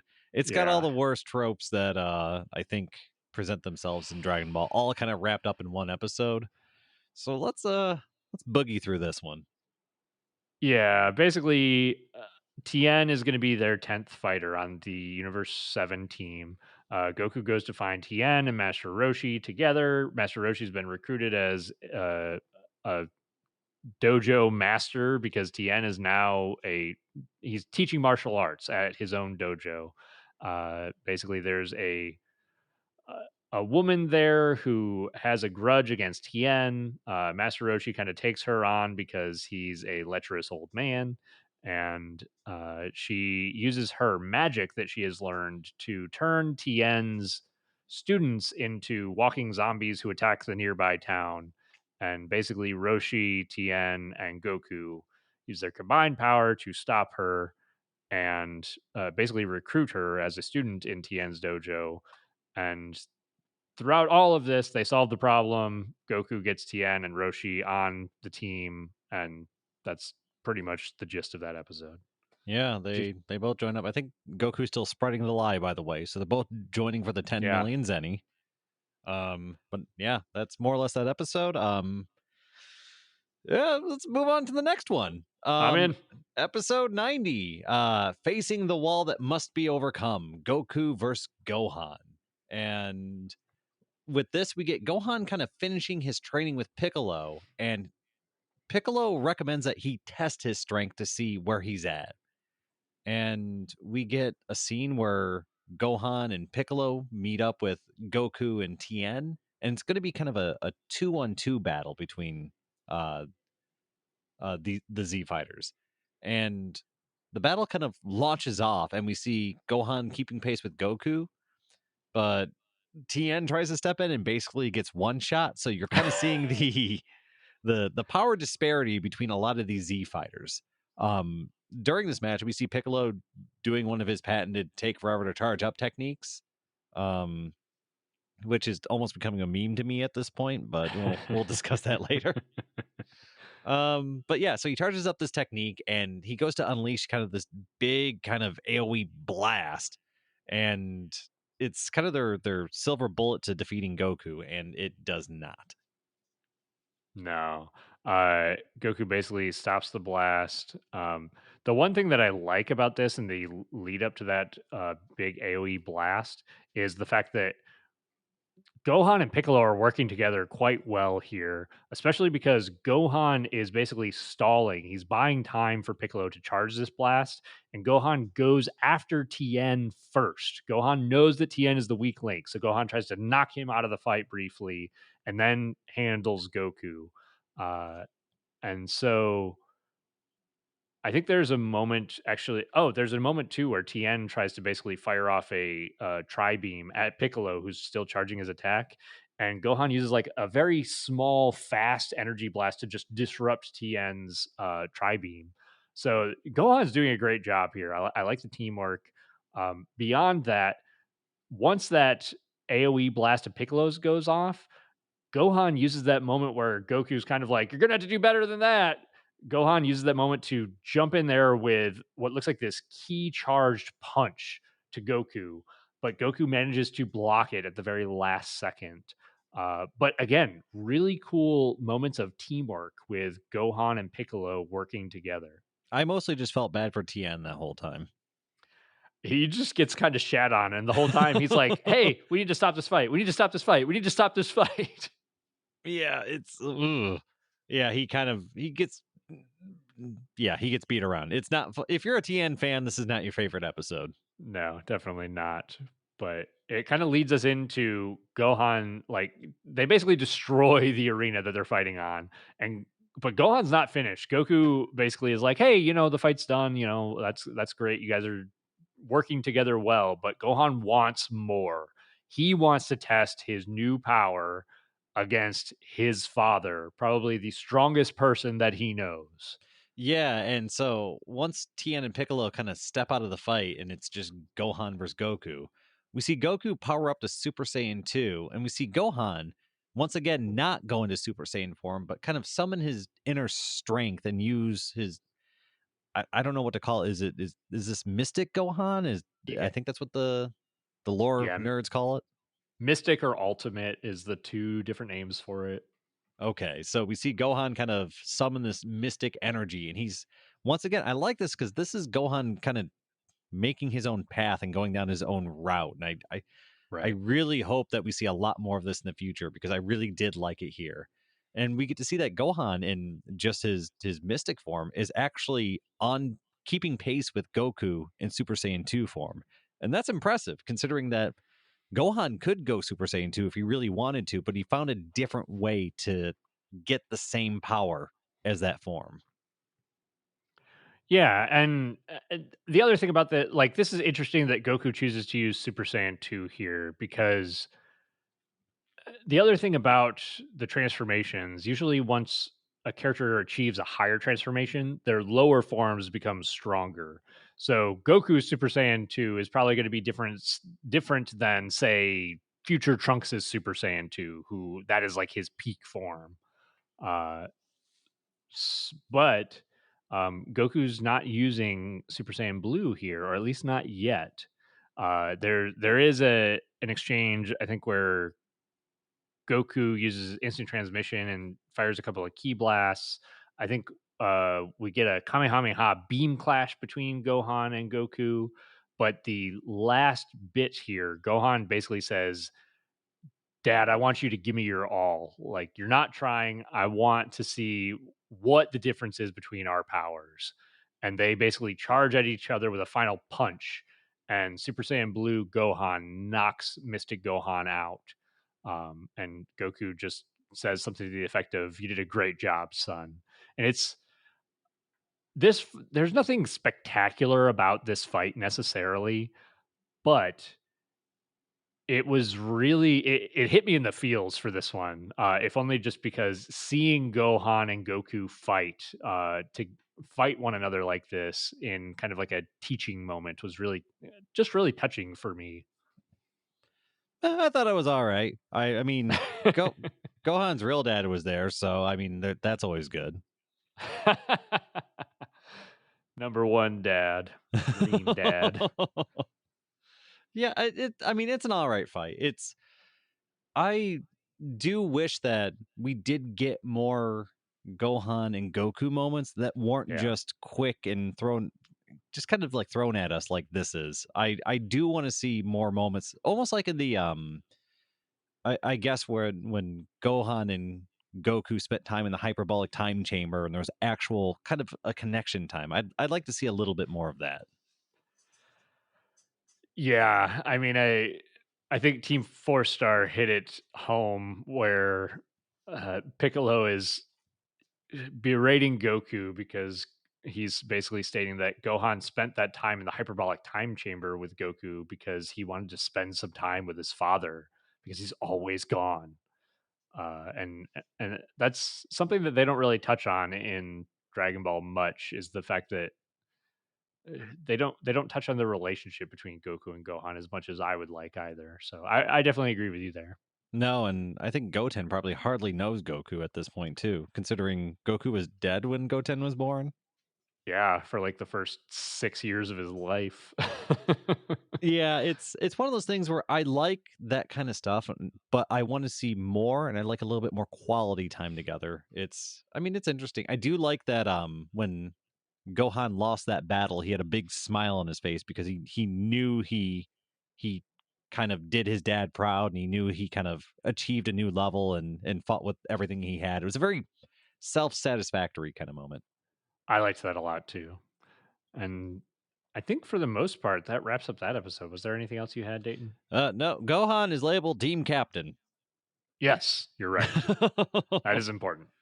right, but other than that, no, I think that's going to bring us to episode 91.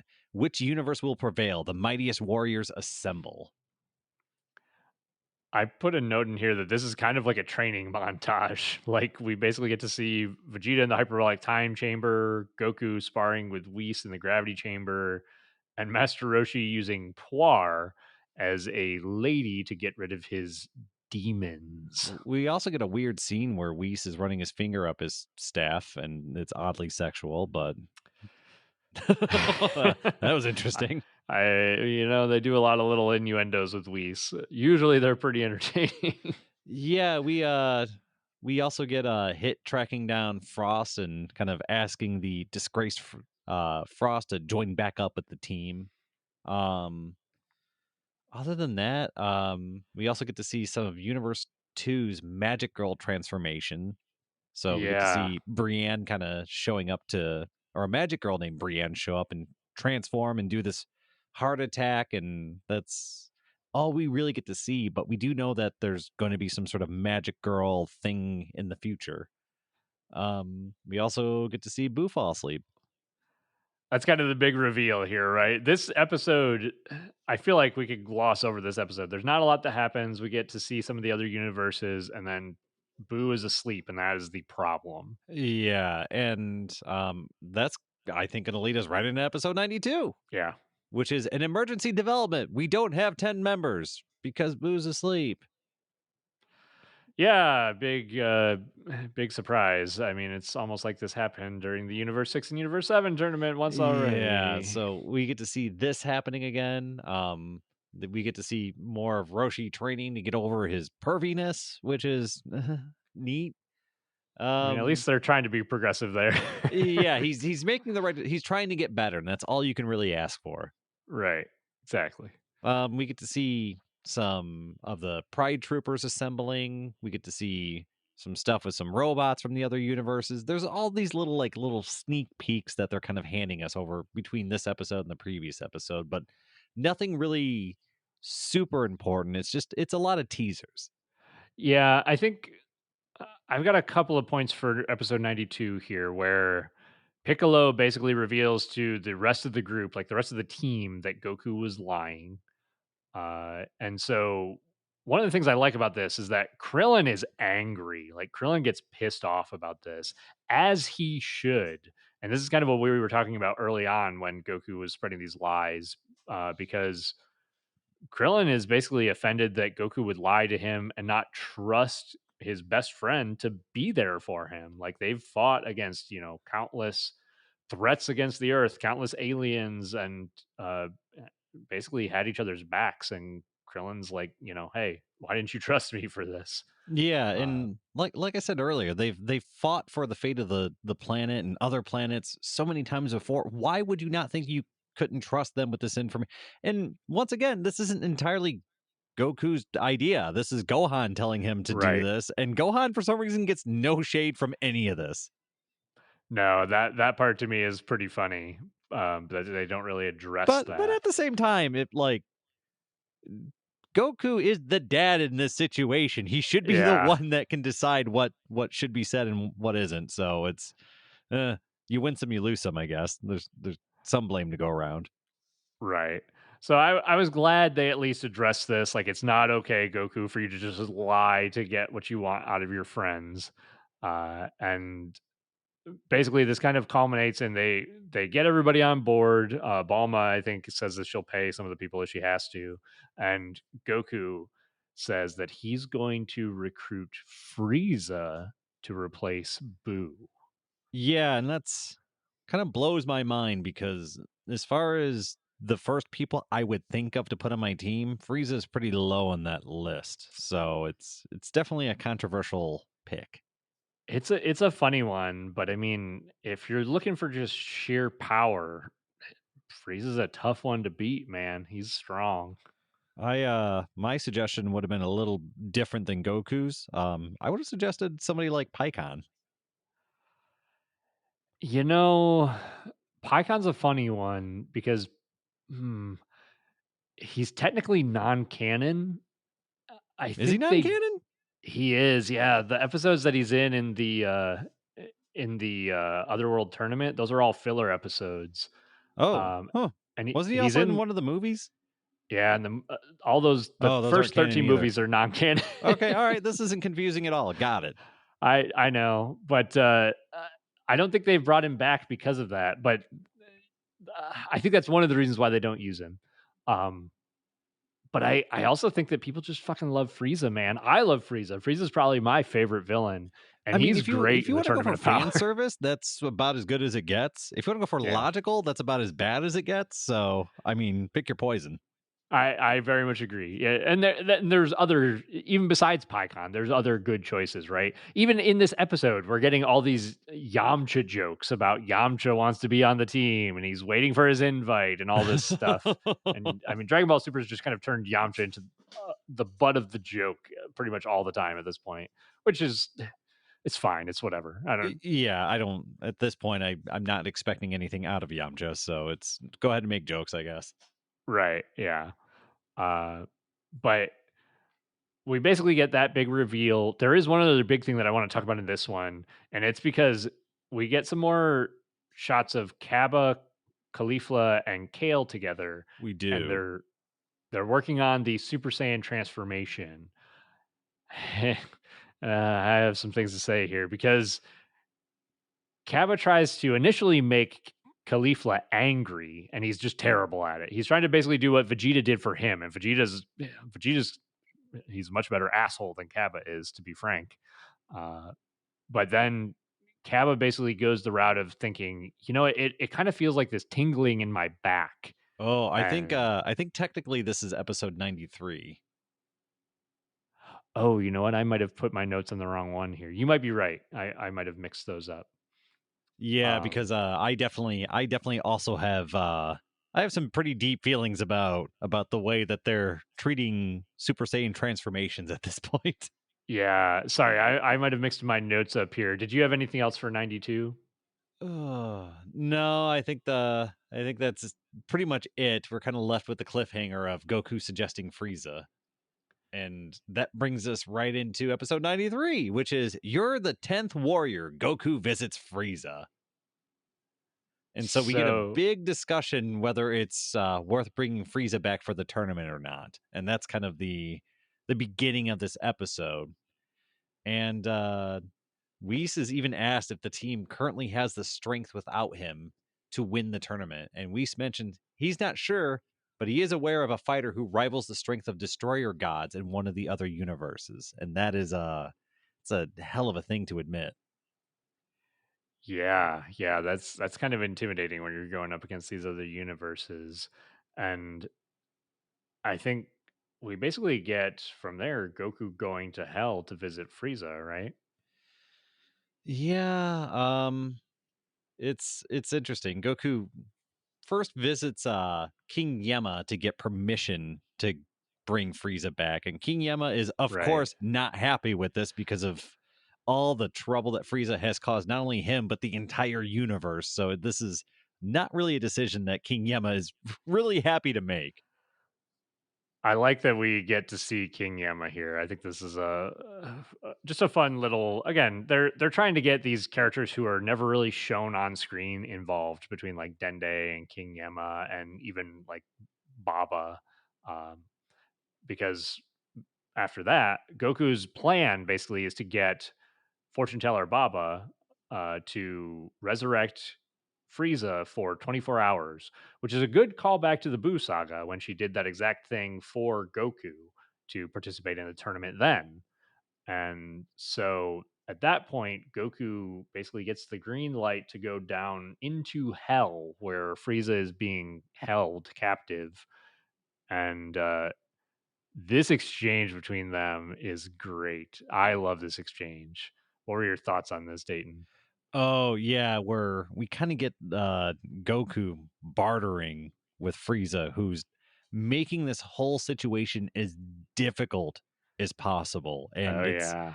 I mean, it's exactly how I would have pictured it going. It's Goku's like, all right, well, Frieza, I'm sure wants out of here. So 24-hour free pass, and all you got to do is fight in this little hour-long tournament. Like, yeah, why wouldn't you want that?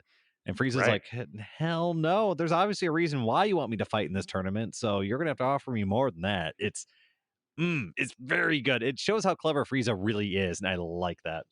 Yeah, this is A plus Frieza material here.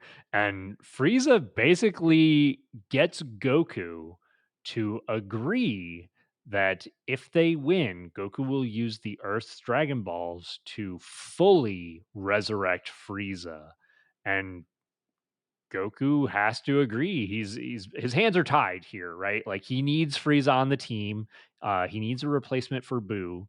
And his logic is basically that, well, we've dealt with Frieza time and time again. If we have to, we'll deal with him again. Yeah, and Whis makes a point about this a little later that I really also agree with. But we also get Kaba, Caulifla, and Kale all doing their Super Saiyan transformation trainings at this point. And we get the whole focusing the tingly feeling into your back is how it's described, and that's all it takes to go Oh, Super Saiyan. It's really easy, and Caulifla picks it up pretty much in 2 seconds. yeah, and I kind of jumped forward a little bit here, but I have some strong opinions about this, and I think it kind of like it bridges both episodes, so it kind of okay, cliffhangs you on 92 and then continues in 93. So it goes across both, but it's all one kind of little really not good story arc. yeah, and okay, so let's talk about this. This, to me, in my opinion, cheapens Super Saiyan. I think Super Saiyan was such a big deal, such a big revelation, and so hard to achieve when Goku got it against Frieza. And when Vegeta was talking about it as being the legendary Super Saiyan, something that, no Saiyan in years or decades had achieved, and it was coveted, it was held up on a pedestal, and now some girl can just push energy to her back and be like, "Boom, I'm a Super Saiyan." Yeah, and I mean, I do think that the over the years, the Super Saiyan transformation was already struggling with being cheapened by little Goten and Trunks being able to achieve it without really Yes. any like there was no reason for them to get it. They just got it. And we see both of them with it, and then this guy from the future shows up and he has it, and then Vegeta gets it just being mad at a mountaintop, and then like there's so many ways that Saiyans become Super Saiyan that it's at this point it's everybody's a Super Saiyan, and it's just kind of expected at this point. But I do think that this was an even larger step in the wrong direction because it's at Yeah. least they tried to make an attempt to justify why everyone else kind of got there. in this case, there's pretty much no justification. It's just you force it into your back, you get that tingly feeling, and then you're Super Saiyan. It doesn't mean anything anymore. Yeah, and I mean, I agree with you. I am going to try to play devil's advocate here from because I think you and I both agree that this is not a good development for the Super Saiyan transformation. However, I know that there are people on the other side of this debate who think that this is fine or, don't have a problem with it. And I think that there are ways that this could be explained away a little bit. So, one of them being the fact that the Universe 6 Saiyans are biologically different or could be biologically different than the Universe 7 Saiyans. One indication of that is the fact that the Universe 6 Saiyans do not have tails, which is interesting to me. Um, Now, there could be a dozen different explanations for why that is the case. I mean, there's also the fact that the Universe 6 Saiyans are not like, in terms of like culture, they're not like the Universe 7 Saiyans either. The Universe 7 Saiyans are they're a fighting race. They are, they're used as warriors to conquer planets.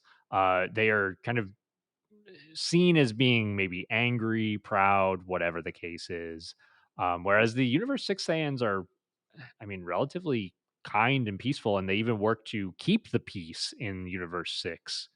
So there's a lot of differences between the two, and I could see this maybe being one of those differences where these Saiyans can achieve Super Saiyan differently than the Universe 7 Saiyans. What do you think And about that, Date? well, I do think if they would take the time to address it, I could probably accept it. But until then, it's kind of we're left in this kind of nebulous wondering, and we don't know. That could be the case, or it could not be the case. It's just whatever they feel like doing with it. I guess it's we have the genetic ability to go Super Saiyan, but we don't have this other genetic stuff, and we're kind of cherry picking, I guess, what aspects we like to fit the current situation. And I don't know, it gets a little confusing. And either way, I still think it cheapens Super Saiyan if they can just achieve it that much more easily, and it's still just as powerful, if not more powerful. Their fighting Yeah. caliber at just hitting Super Saiyan is kind of insane. So I mean, it's one of those things where it really does cheapen Super Saiyan, but I suppose there's the argument that this is a different universe's Saiyan, so the way that they achieve it could be different than the way that this universe achieves it. And I mean, there is some logic there. There is an argument there, but I would like to see some sort of addressing, or even maybe make it so that way their Super Saiyan form has some downsides that maybe ours doesn't have, or something. Just add a little bit more spice to it, add a little bit more context and flavor. It's even if there's a way to explain it so that way it doesn't break the lore. I still feel like we're kind of left out in the cold on what's going on here, and I would just like a little bit more context. I very much agree with you. I kind of just wanted to cover the other side of it too, because I know there are people out there who are perfectly fine with this. I think you and I feel the same way, that it just cheapens it. Um, Yeah, and like I said, there could be 100 different great explanations as to why this happened. I would like to just hear one of them, or at least allude to one of them. I'm not asking for a ton. Yeah, in the show specifically, because I also want to bring up the fact that Akira Toriyama himself has talked about Saiyans having S cells. Midichlorians. Exactly. And so there's I don't even remember the full explanation beyond that, but it has something to do with like, how good a Saiyan is, which can also be attributed to the Universe 6 Saiyans are much more good-hearted Saiyans than the Universe 7 Saiyans. So they probably have more S cells, and there's something to do with. Again, I wish I could remember the details more, but I thought it was kind of ridiculous to be honest. But the reason Goten and Trunks get their transformation so early is because they have more S cells than even like Goku or Vegeta. because and I think it's something to do with the fact that they've grown up in a time of peace. Like there's not a lot of strife in their lives. Yeah, so it's less about hard work and determination and more about biology is is what that tells me. Yeah, yeah, and Super in general, we've talked about this before. Dragon Ball Super kind of spits in the face of a lot of the themes that Dragon Ball and Dragon Ball Z have pushed forward about hard work and perseverance. Whether it be the Super Saiyan God transformation or the tingly back Super Saiyans.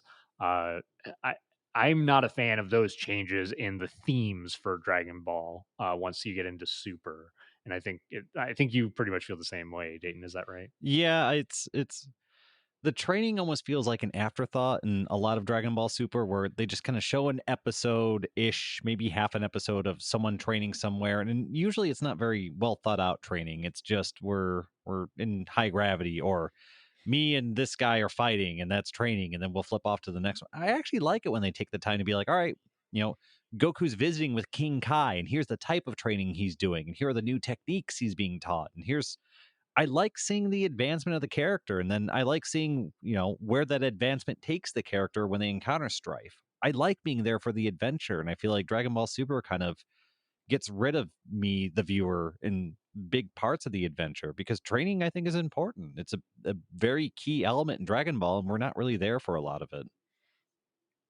I very much agree, and it almost feels like they're just kind of trying to gloss over that part, which is a bit of a bummer. But I think we'll move forward with our episodes. I wanted to cover that topic because I feel pretty strongly about that one. But basically, Caulifla gets Super Saiyan. Kale ends up struggling to go Super Saiyan at first, but she ends up her frustration builds about being useless to Caulifla, and she ends up going into her own form of Super Saiyan, which for anybody who is familiar with Broly, like the original Broly movie, there's a lot of parallels with this form here. Even Kale's attire, like the gauntlets on her arms and whatnot, look like the original Broly's gauntlets. Yeah, and we Uh, get to see that kind of trademark Broly, rather than using kind of yellow energy and yellow hair, we get to see more of a green color. It's very different. We also see kind of the eyeballs kind of fade to more or less white and kind of this white. loss of control. It's very much reminiscent of the legendary Super Saiyan versus a traditional one.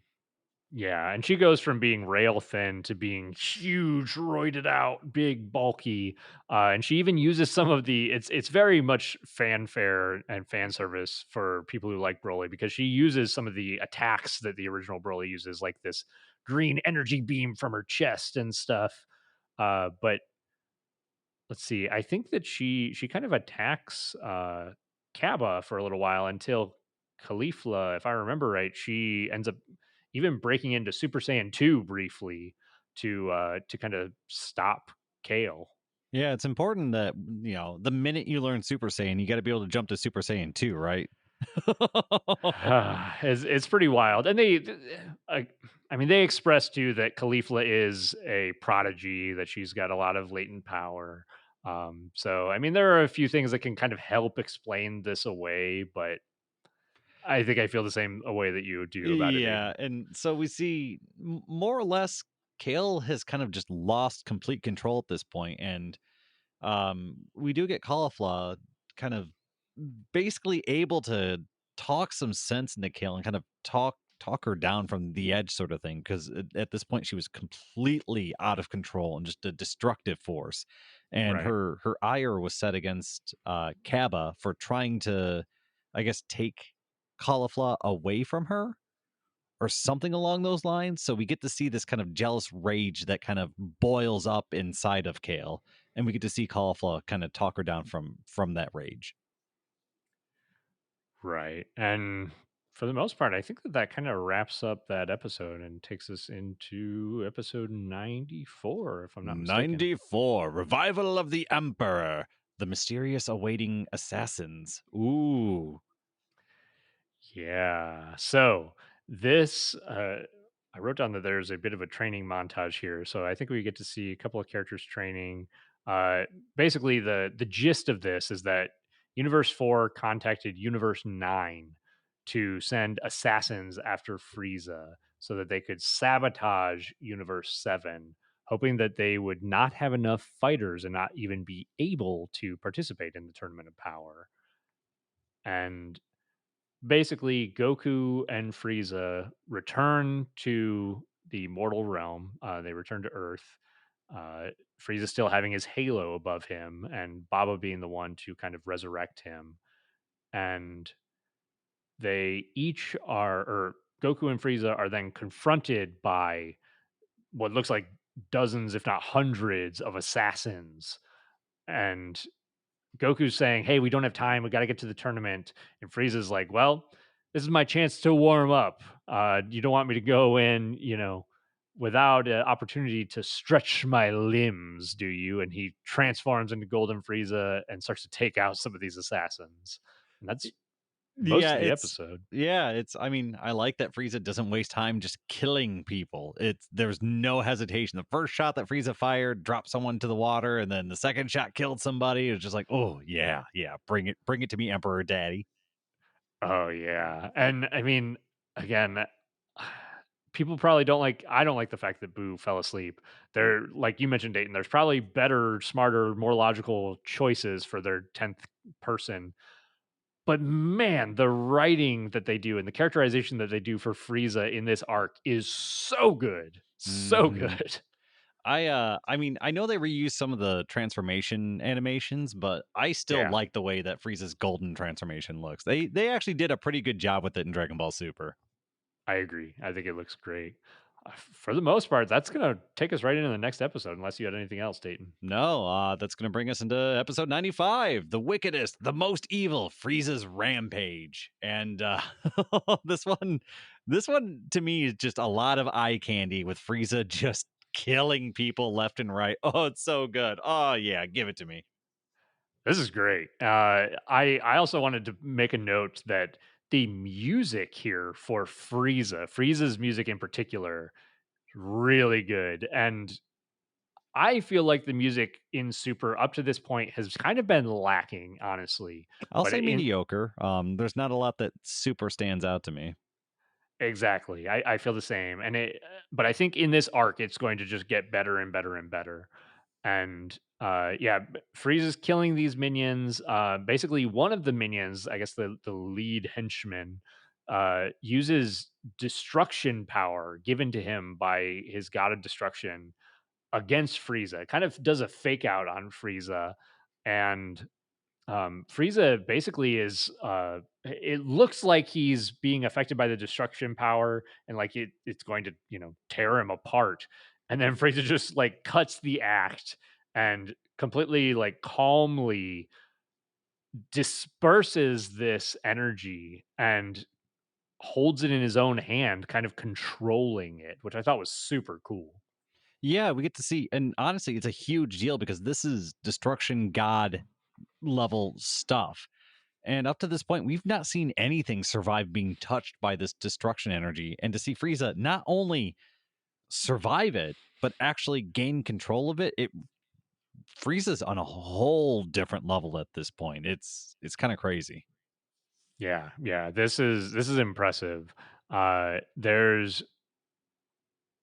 basically a moment at this point. Frieza's kind of dealt with a number of these assassins, but he ends up using the destruction energy, taking this ball and using it against Goku, kind of taking Goku by surprise. But Frieza says that he's basically wanted nothing more than to kill Goku. And this has kind of been driving him, and he's just been thinking about it over and over and over. And Frieza here is basically like right off the bat of being resurrected, turning on Goku. He gets this communicator from one of these minions to speak with the Universe 9. And he basically tells them that he's dealt with Goku, Universe 7's ace fighter, and he wants to be recruited by Universe 9 as one of their fighters on their team. Yeah, it's this kind of you, Frieza backstabbing Goku, which yeah, I'd expect that to happen, and then Yeah. Frieza backstabbing his own universe, which yeah, I'd probably expect that to happen. It's hilarious, and Goku's sitting there just struggling and writhing in pain and surrounded by this horrible destruction energy, and Frieza's just talking on the phone like, "Yeah, I'll join your team. Yeah, that's cool. Yeah, I'll be over there." And even the destruction god of the other universe was like, are you sure you're not going to miss anything? I can't believe anybody would just obliterate their own universe willingly. And Frieza's like, no, no, I don't care about this universe. It's so good. It's great. I love this so much. And yeah, the Universe 9 is basically like the Kai and the God of Destruction. They're both hesitant here. They're like, "Don't you have something that you care about in your universe?" And then they basically are kind of like, "This guy's too evil even for us, and we sent assassins after them." Like, oh, this is yeah. They start bickering over whether they could allow somebody that evil on their team, and unfortunately for Frieza, before he can finish the conversation, we get Whis and Beerus kind of showing up to the scene to see what's going on. Yes, and this kind of stops Frieza's plan. He basically crushes the communicator, pretends like he wasn't doing anything. Beerus is able to just literally physically blow the destruction power off of Goku and saving him. And Goku basically says, like, Beerus and Whis are, upset, like, you figure out Frieza's, kind of done something against Goku, but Goku's like, no, no, no, no, no, this is my fault. I should have expected Frieza to do something like this. Um, and there's a little bit of a beat of Frieza's inner monologue where he's thinking that this tournament is basically his chance to manipulate the gods. And I do want to just make a note here that I wish they would have done more with this. I think this is going to kind of be like a lost a story beat that never really comes to fruition, which was kind of a bummer. Yeah, I also kind of took note of that because that's also very Frieza. It's very how can Yeah, I get something for me out of this situation? And it's definitely something I guess Frieza does get something out of the tournament of power, but I wish Frieza would have gotten more. I agree. And I don't have the note in here for the skirmish between Goku and Frieza. Is that at the end of this episode, Dayton? It is. It's not very much. They both power up and they do like the anime flyby sort of thing, and then they both fall in the water. It's not a fight. It's just the anime cliche thing fade by, and then they both fall in the water, and they're equally matched. That's it. That's the whole thing. Now, I will say though, like you're right that it is very quick. However, the animation for that is stunning. Like the punch, when they connect with that punch, it looks incredible. I was really impressed with it. I was honestly, I started taking notes on how great it looked until I realized it was about 3 seconds of animation, and then I kind of lost it for me. I was like, all That's right, fair. cool. I kind of wanted there to be an actual fight. I don't care if it's a meaningless fight. If it's animated this well, I will watch the crap out of it and love it. But I don't know. It felt kind of a letdown to me because I thought it was going somewhere with the level of animation, with the way that they animated the energy around them as they charged up and started flying at each other. You could almost feel the weight of the air pressing up against them as they were flying at each other, and then the initial punch where you can see just I don't know their faces just kind of get rearranged a little bit as they land. And you can see the water like splashing around them. Like the visuals are incredible. They definitely give Frieza's moments a lot of attention, which I like. Yeah, but Uh, it's like I said, it's only about 3 to 5 seconds of actual yeah. animation. Incredible 3 to 5 seconds, but I like a brief fight if it looks good. But this was a little too brief for me. That's fair. I could feel you on that one. I think for the most part, I think that wraps up this episode and wraps up kind of this section that we were talking about of the tournament prep. Did you have anything else you wanted to cover before we just kind of talk about that as a whole? No, I think we can dive right into I guess the breakdown of the tournament prep. It's kind of a lot of episodes. It's a lot of content, but to me, it's also kind of not a lot of meaningful content. I agree. I told Dayton these aren't exactly filler episodes, but I would call most of them fluff episodes. Like, I feel like a lot of this stuff is side quests to get the characters on board for the tournament, and it feels unnecessary. It feels like padding. Like it's unlike the Zeno Expo, the pacing for this is not good in my opinion. Yeah, I think that was going to be the thing that I harped on the most is that it's a lot. This entire dozen or so episodes could have been wrapped up in probably 3 or 4 episodes, and you wouldn't have missed Yeah. anything. There's so much, and I think I mentioned this earlier. I don't like it when they add artificial tension to the situation. And there's so much of that, like with Android 17 not wanting to join the team until we get a filler episode of aliens showing up. Why did you do that? Why do we need to have time where 18 doesn't know where her brother is? And so we have to go on the side quest with Dende and the flying. Look, there's just so much of that inside this episode that to me, it makes it almost just unwatchable. Like I'm so upset with so many decisions that they made to kind of extend things and make it longer and make it take more time that I honestly did not enjoy probably 75% of this prep. The only things I really liked are a lot of the Gohan stuff I actually liked with him training Me too. with Piccolo and then him fighting Krillin I actually really liked. And then outside of that, there's not a ton else that I actually really enjoyed. Yeah, I agree. I like the Frieza moments. I'm a huge Frieza fan, but even those come in at the tail end of this, really, and the a lot of this could be cut. Uh, I watched this when it came out week to week originally. Uh, Now, watching it all together at one time, I was just like, man, this is taking forever to get to the actual tournament, and it's just unnecessary content. So I'm not a big fan of what they did with the tournament prep. I understand the reasons for some of it, but I think the next portion is going to be a little bit better paced and a little bit more entertaining. I mean, I would hope so because there should be plenty of fighting coming up here, and I think that's what we all really watch Dragon Ball for. Absolutely. So I think that we can kind of move forward to the next episode, which is going to take us into the actual tournament of power. Yes, and that's going to be episode 96. The time has come to the world of Void, where the universe's fate will be decided. And yeah, the episode starts right off with the Null Realm kind of finishing up its ring construction. We also see that Universe 7 is finally fully assembled as everyone kind of meets up and shows up at the same location, and we're getting ready to get this thing actually started. Yes, and I had to put some notes down here again for more Frieza content because I love the interactions between Frieza and the rest of Universe 7 here, where immediately as Frieza shows up on the scene, Vegeta steps forward in front of his wife and the others, placing himself between them and Frieza, basically creating this Vegeta barrier between Frieza and the rest of them, which is it's great. Like that's a great characterization for Vegeta.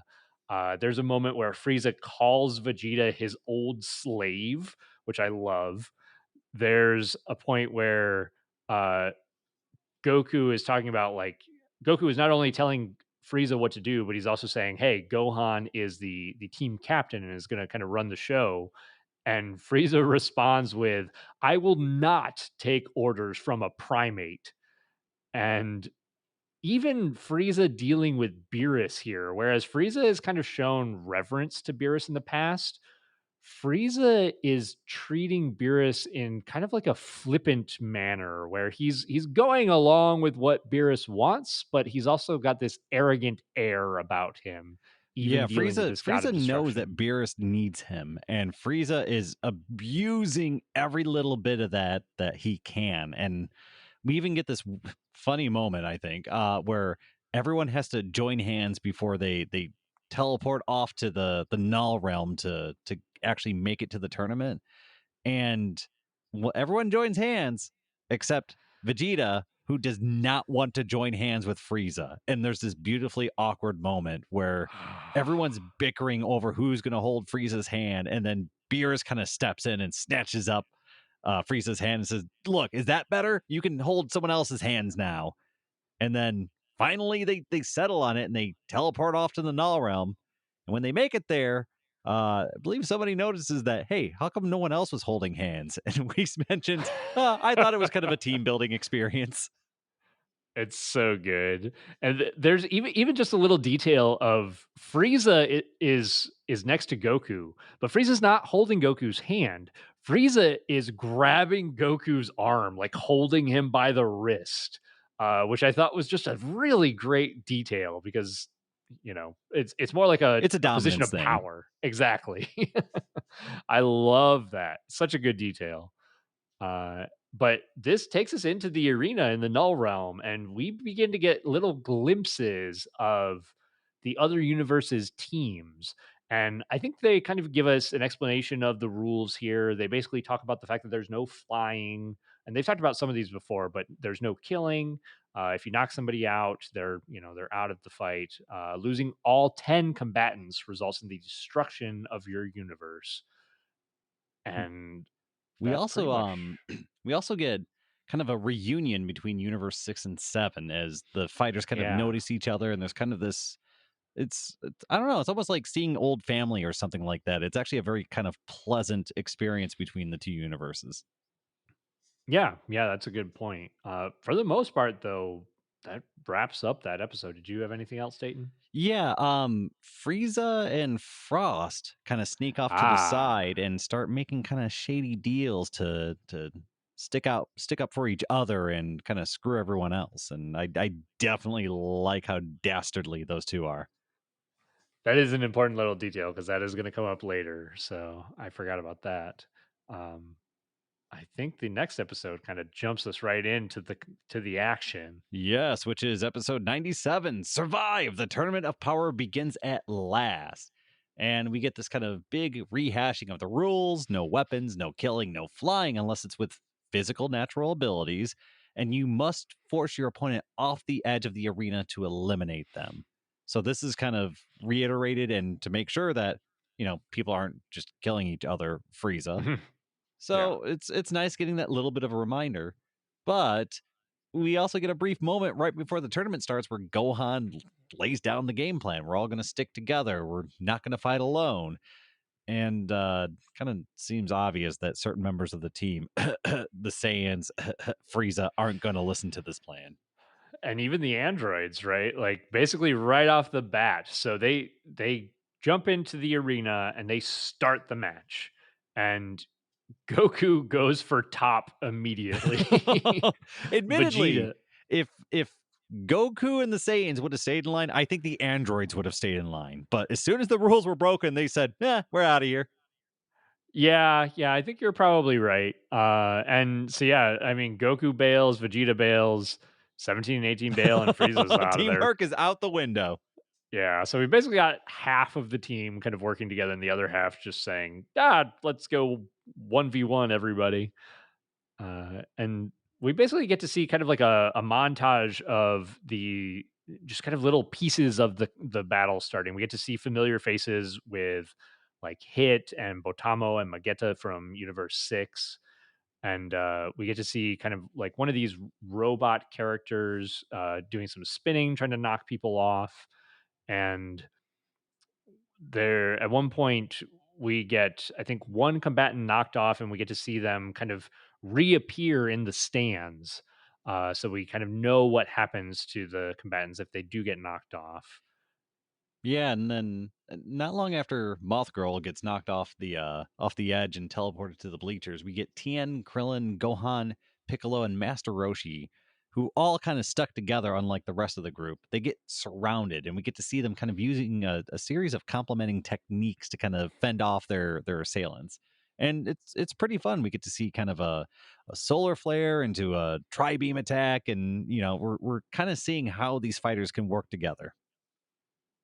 Yeah, that is pretty cool. And we also get to see what Goku gets for just going off by himself, where he basically gets grabbed by Nink from Universe 4. And this guy is basically just a muscle man. and he's just dragging Goku to the edge. And his idea is that he's just going to leap off with Goku. Like Goku's Universe 7 strongest fighter. If Nink can, sack himself for that guy, you know, suck it, Universe 7. Yeah, I mean, it's uh, trading a pawn for a queen. Like, you do that every day of the week. exactly. And so everybody on Universe 7 is getting nervous watching this happen. And Goku's right on the brink of falling off. And in base form, transforms into Super Saiyan Blue for just an instant to knock this guy off of him, and then manages to both knock Nink out of the ring and stay in the ring as well. But Goku basically states that he was trying to conserve energy, but basically had to use it to get out of that situation. But I mean, it's kind of this reoccurring theme that Goku keeps letting his guard down and he keeps being punished for it and he keeps never learning from it. And you hope someday he will, but I think at this point it's just kind of built into Goku. Yeah, I think that's just his character at this point, his personality. What we also Uh, get to see is that Basil uses the same key blast animation like 3 times during this episode. Man, I was really like, okay, there's a part of me that is annoyed at the fact that they recycle animation. There's another part of me that is like, okay, if you're going to do it for some of the characters, at least you're doing it for some of the less important characters. Like, sure, that's fine. But my thing is, if you're going to recycle animations, don't recycle it 3 times over the course of 2 minutes. Space It it out or was, something. yeah, like we'll get to see some recycled animation later, but they'll at least space it out between episodes. So I just had to put a note about that because it was so obvious. it was real It did bad. make me giggle because it was not an important fight, so it didn't really matter. But it made me laugh. Yeah, that was the part that I was like, well, at least it's, this part Yeah. doesn't matter, whatever. But Um, I think that leads us into the next episode, unless there's anything else you wanted to. Basically, Goku gets surrounded by a bunch of fighters from Universe 9, and that's going to start us off in episode 98. Which is, oh, the uncertainty, the universe's despair. And this is kind of happens fast. I like this episode for kind of the importance of it. We get Goku surrounded by Universe 9 fighters. And during this moment, the Supreme Kai asks, why doesn't Goku just go blue and just beat all of them? He definitely has the power to do it. And we kind of get Whis saying probably what a lot of us had thought, but it's nice hearing it. He's explaining that Goku is trying to ration his energy and that Super Saiyan Blue is quite draining on him. And so he's going to try and save it until the end because it's too much out of him. And so he's going to try and fight these battles without using Super Saiyan Blue. Which makes me wonder, how much can you get your butt kicked before it's more punishing than just going blue and ending the fight? Yeah, it's hard for us as the audience to guess, right? Hmm. Where it's like, Goku's getting pummeled or whatever. Like, is that worse for his energy output than just using blue and beating the crap out of people? It's hard to say.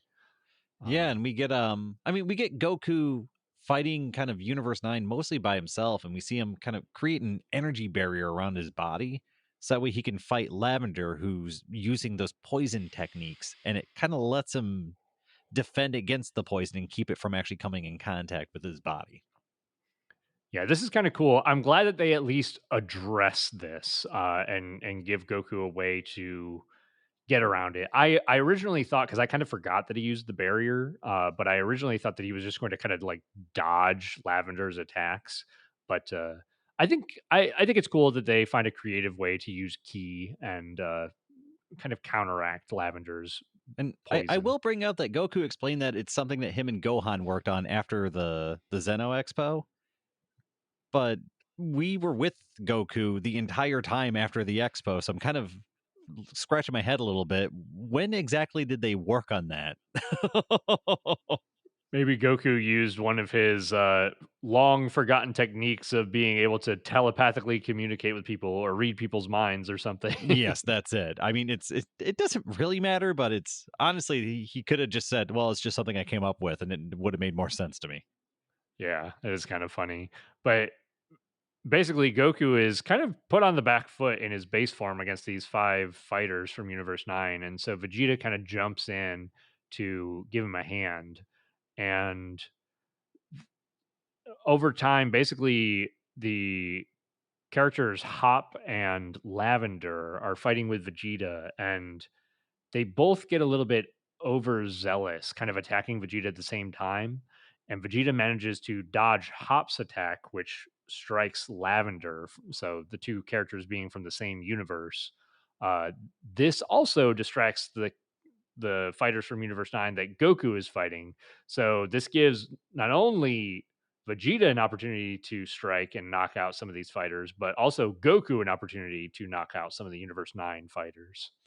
Yeah, and it's kind of a, I guess, cool quote unquote teamwork moment between the two because they weren't actually working together, but there was kind of a brief moment where they both saw an opportunity and went for it. And we get this final flash Kamehameha combo that knocks off all the members of Universe 9 at this point, which is quite quick. The tournament had just started, and at this moment there's an announcement from the Grand Minister that Universe 9 will be obliterated. And we see all the members, all the warriors from Universe 9 kind of flash and disappear. And we see the Supreme Kai and the God of Destruction flash and disappear. And it's just they're in a moment, they're all just erased from existence. And there's kind of this pause in the fight when everyone just kind of sits there for a moment and takes it in. Yeah, yeah, and it's pretty clear that they tried to do this. The writers for the show tried to do this early so that the audience can kind of feel the weight of the consequences for losing in this tournament, and also get to see exactly how it goes down. The other thing that's interesting here is that the angel for the universe, of course, as we know, doesn't get erased, but the angel for Universe 9, we kind of get a close up of his face, and he almost looks he's got this kind of weird melancholy smile on his face as this happens. And it's kind of, I don't know, it just makes you think like what's going on there. Yeah, it's a little eerie, but I suppose divine beings and all, I don't know what I would expect. Right. But I think that, We do need to talk about the best part about this episode, and that's Frieza just having a blast torturing the poor souls he comes across. oh yeah, I think I put a note in there that I think the character or one of the characters names is Roselle.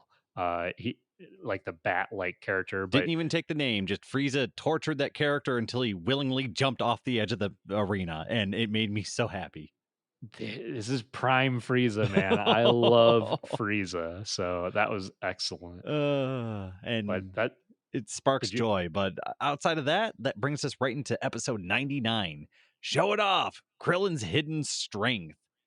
And the episode kind of continues with that pause that kind of happened towards the end of the previous episode with the universe, was it 9 being obliterated? Yeah. right? And we get 17 and 18 kind of exchanging feelings over the whole universe elimination. And 17 kind of mentions that he thinks 18's kind of grown soft. And right now, that's not what they need. They need to be androids who never tire and have endless energy. And the two kind of charge into battle with smirks on their faces. I think it's really fun. I think so too. And I mean the fact that they have endless power is going to be important throughout this entire tournament for the most part. Uh, we basically also get to see Vegeta starts to go after Hit, but he's kind of disrupted by Botamo and Magetta, these guys we've already seen in the Universe 6 tournament. Um, Vegeta actually uses some pretty fun tactics against Botamo, kind of like faking the throw that Goku used on him to kind of switch to another technique, and then kind of yelling at Magetta, but Botamo kind of covers Magetta's ears. It's kind of interesting. Um, We and also get a then moment where 18 gets kind of fooled by somebody who is playing dead during their fight. And once the trap is sprung and 18 is kind of knocked away, the rat destruction god definitely tells Beers to suck it in the English dub, which made me laugh. I thought that was pretty funny too. But just before 18's kind of knocked from the map, Krillin dives in to save 18 from being ringed out. And we get this kind of 18 and Krillin tag team work together combo where they're kind of knocking energy blast back and forth, almost like a volleyball or something like that, to fight their opponent together. And yeah, they're able to kind of overcome this opponent with teamwork and knock them off the map. This is one of those names I didn't take because they were in the episode for about 5 minutes. Yeah, and I thought this was kind of cool. Basically, Krillin then ends up fighting another fighter, um, who has who is blind but has strong sense of smell and can basically use that to kind of track them down. And Krillin basically tells 18, like, "Hey, let me handle this. I've got an idea." And she's worried for him, but he ends up throwing his shoe on the fighter's nose, and the awful smell from his shoe disrupts this character's ability to sense them. And Krillin uses a Kamehameha to knock them off. Uh, I thought this was interesting. It kind of reminded me of the original Dragon Ball, where Krillin fought a smelly character Bacterian, and Krillin used his fart to knock Bacterian out of the ring. So it was kind of like a fun little callback in my mind, but just good little fan service there. I mean, I giggled at it a little bit, but I think you're right. I think it is just a little fan service moment, and you laugh at it, you move on. There's nothing really terribly important here. Right. Yeah, I agree. Um, I did want to say though that I thought it was fun.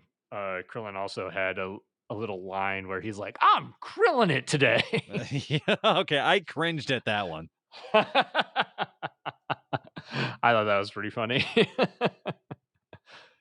Let's see. Oh, and so basically the tail end of this episode, Krillin basically gets two knockouts from other universes, and then Krillin himself gets kind of unceremoniously knocked out by Frost. Frost just kind of appears, knocks him out. 18 kind of threatens Frost, but Frost disappears.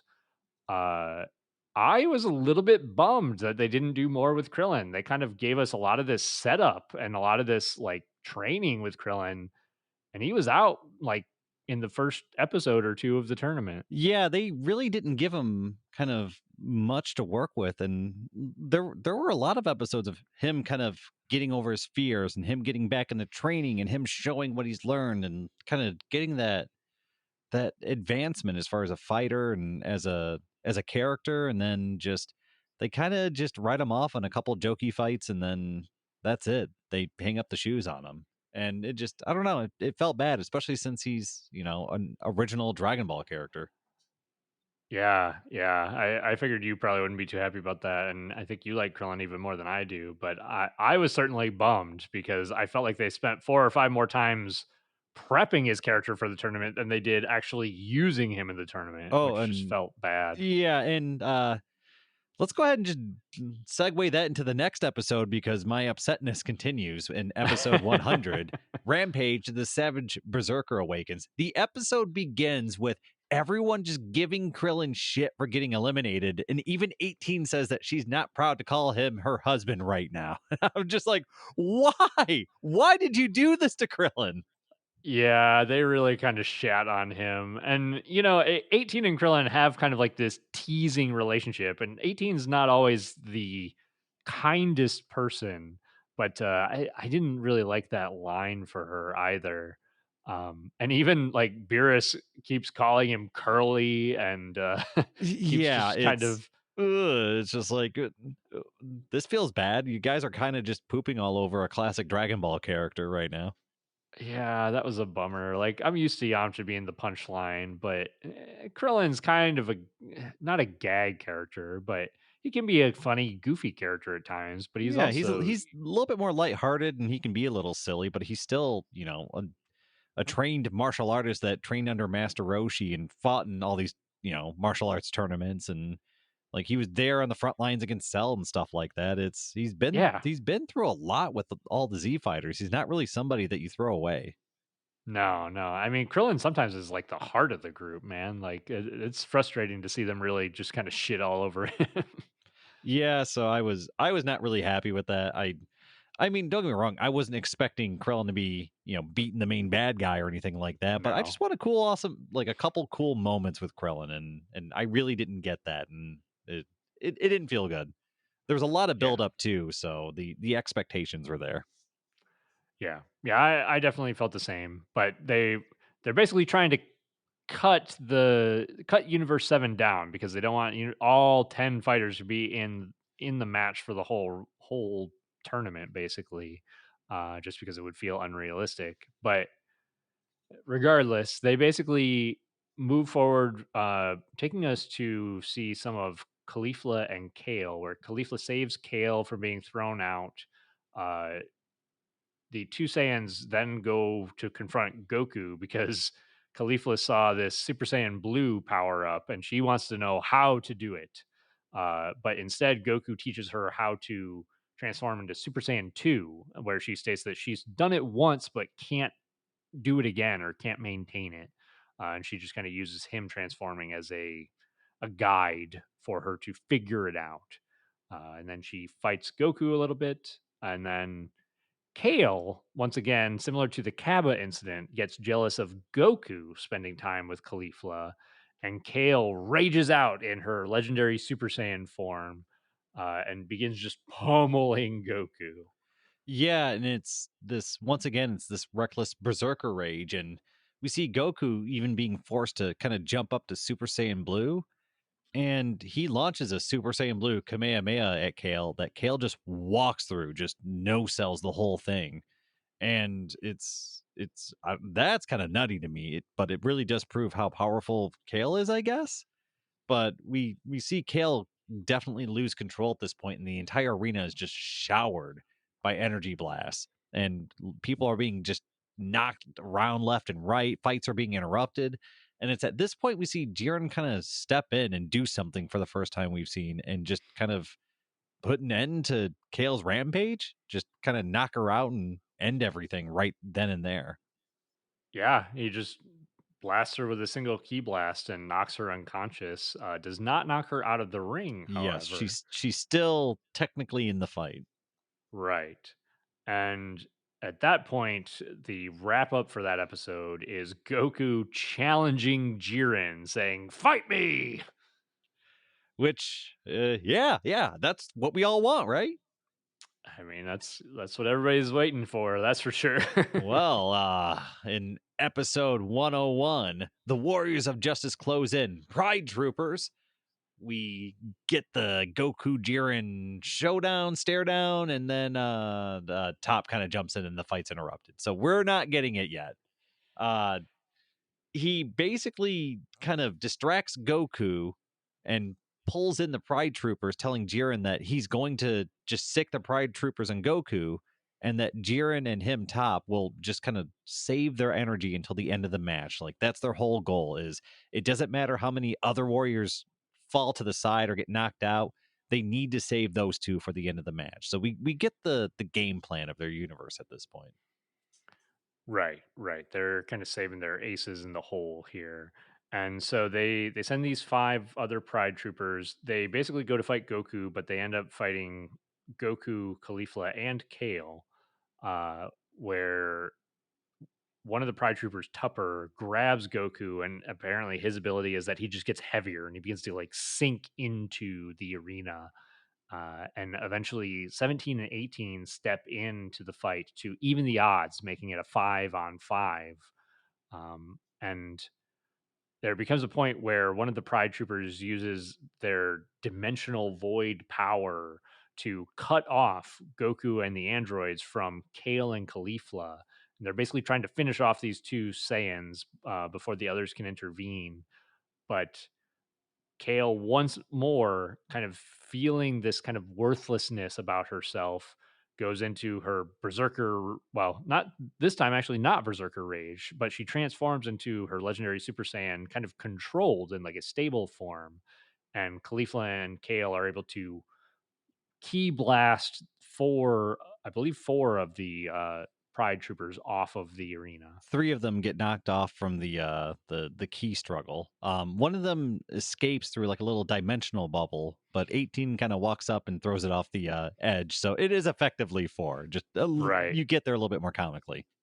Yes. Yeah. Good point. There's a little bit of a delay there.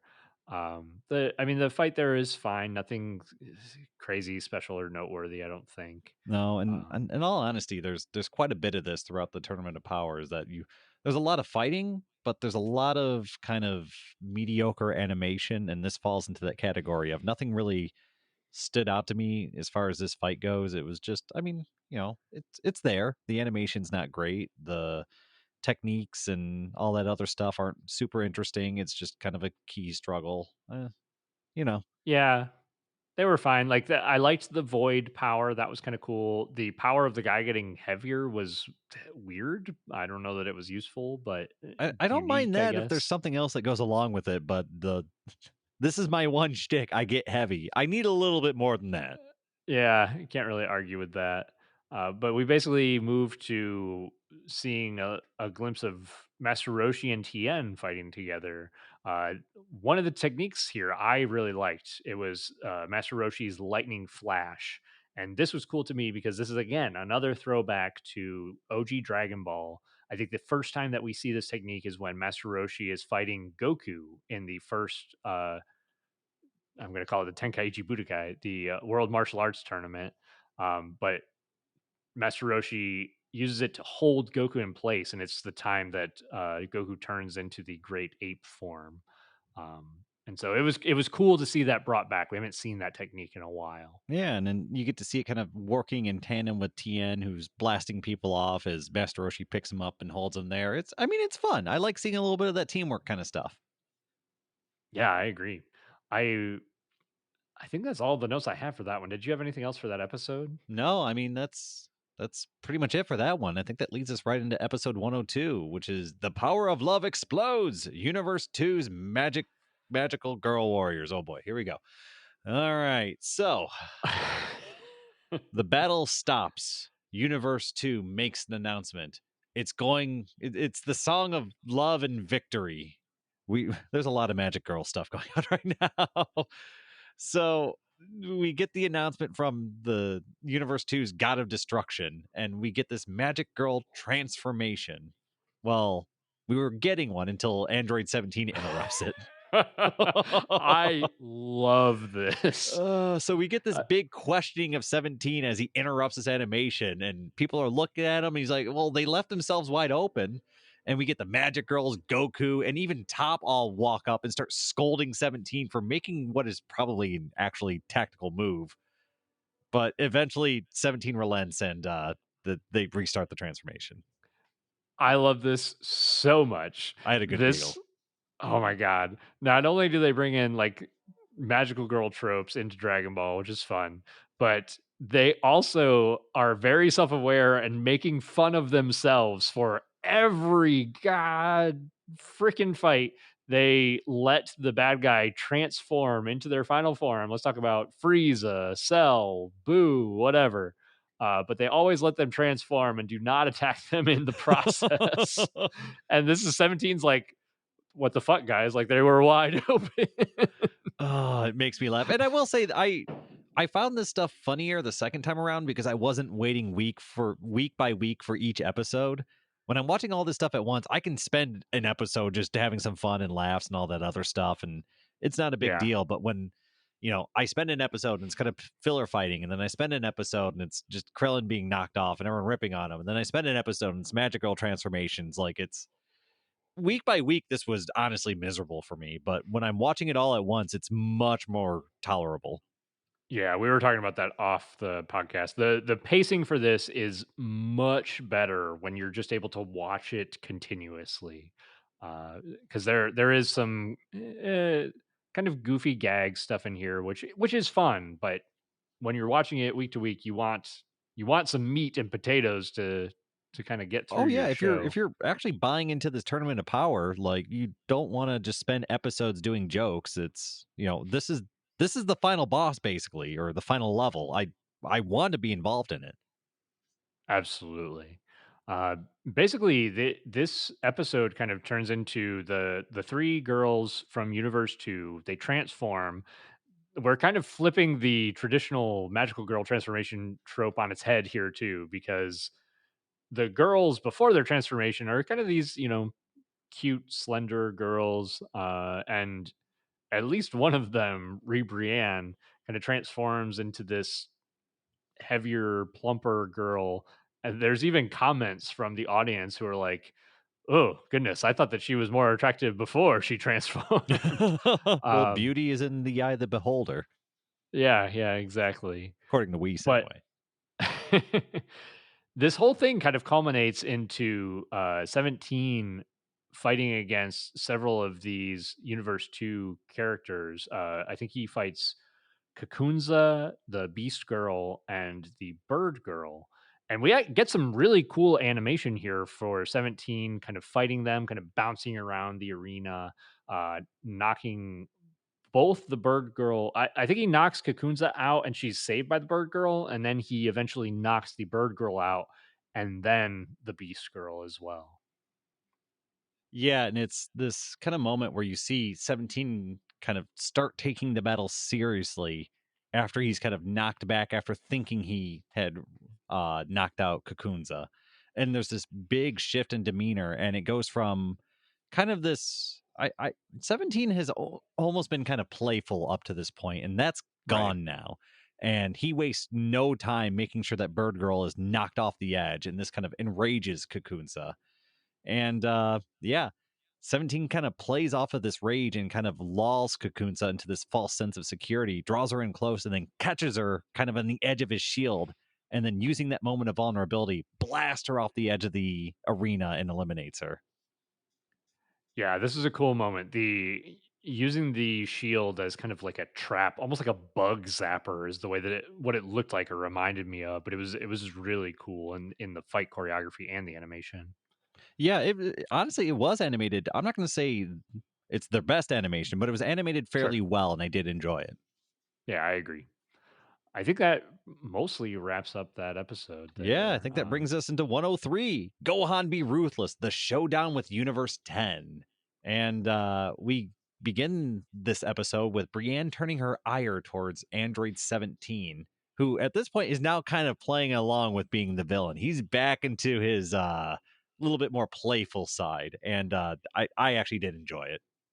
I love this part. Yeah, she labels 17 a villain for knocking out her allies, and 17's kind of like you said, playing along. He's almost mocking her at first for labeling him a villain, basically saying like, "I was just fighting in the tournament like they were, and you're saying I'm the villain just because I fought back." Uh, but then he just kind of leans into the role of being the villain, and like you said, he's really just having fun with Yeah, it. he It's announces himself as Android 17, Brienne's worst nightmare, and just really buys into it. And it's super cringy, but super hilarious at the same time. Absolutely. I love this. This episode has a lot going on though. We get Goku fighting Rosie. Rosie is one of the other magical girls who uses ki blasts with kind of like these trick movements. Like the ki blast will go towards Goku and then stop and then go towards him again, or they'll zip around at weird angles and whatnot. And honestly, I liked some of the fight choreography here. I thought it was really cool where Goku at one point grabs one of her energy balls and flings it back at her, and then he instant transmissions towards her and uses these stationary key blasts to kind of lock her in place and then blasts her and knocks her off of the ring. It's short, it's brief little moments, but I thought they were really, really fun. And I mean, there's definitely some sort of irony in there that she was using kind of energy manipulation to fight Goku, and then Goku used a very similar technique to kind of like defeat her and knock her off. So there's definitely something a little poetic and something a little cheeky about the way Goku did that. Absolutely. Yeah, he's kind of learning like as he's fighting and stuff too, which is fun. We also And get we also get warriors from Universe 10 noticing Gohan's fight and they start challenging him. And we get introduced to two characters known as Obni and Rubalt. And these are uh, a little bit different than a lot of the other characters we've come across so far because they seem almost honorable. They seem like they're actually decent characters that just want the fair fight. They're not in just to win the tournament sort of thing. And we get Omni facing off kind of in a one-on-one with Gohan, and we get Rubalt challenging Piccolo kind of in a one-on-one. So we get these two kind of simultaneous one-on-one fights that are happening kind of at the same time. Right. And Omni is an interesting character. He is able to manipulate his energy. Basically, the visual looks like these rainbow, multiple versions of Omni. And the way that it's described to us from kind of Whis' perspective is that he's able to manipulate his energy such that he can separate it from his body, and makes it hard for Gohan because Gohan, as Whis puts it, Gohan uses his eyes to fight his opponents, but he almost subconsciously uses his ability to sense energy to fight them and know, where they are, and how to fight them, basically. And Yeah, this which guy I is like hard that for Weiss him. actually took the time to kind of explain that subconscious side to it because I think that's really important to understanding what Gohan is actually facing. And it also gives Omni some credit to like the level of his technique because it's not just an after image. There's actual energy or key there that's distracting the opponent, and that's much more difficult to pull off. Right. I like that a lot too. And you make a good point because if we, as the audience, were just watching it visually, it looks like it's just kind of like an after image technique or maybe an illusion or something like that. But it's not. It's definitely a step above something like that. And this fight here is pretty cool. It's got some pretty decent animation. Piccolo pretty quickly takes care of Rubalt using a Hell Zone grenade, which Which I I like. loved. I love the Hellzone grenade. Yeah, that was fun. Gohan basically uses a technique. For me, what I thought it was basically similar to what Goku used against Hit, where he's basically letting himself get hit so that he can then figure out where Omni is, and then he's counterattacking. So Gohan's taking damage here. It's not a perfect strategy, but it lets him counterattack and lets him figure out where Omni is one way or another, at least. Yeah, so now this is going to be kind of an ugly fight, and it's turning into a battle of attrition. Yeah. Uh, And so after several blows are kind of dealt back and forth, we see the Warriors kind of tiring. And at one point, Omni's no longer able to use his deception technique.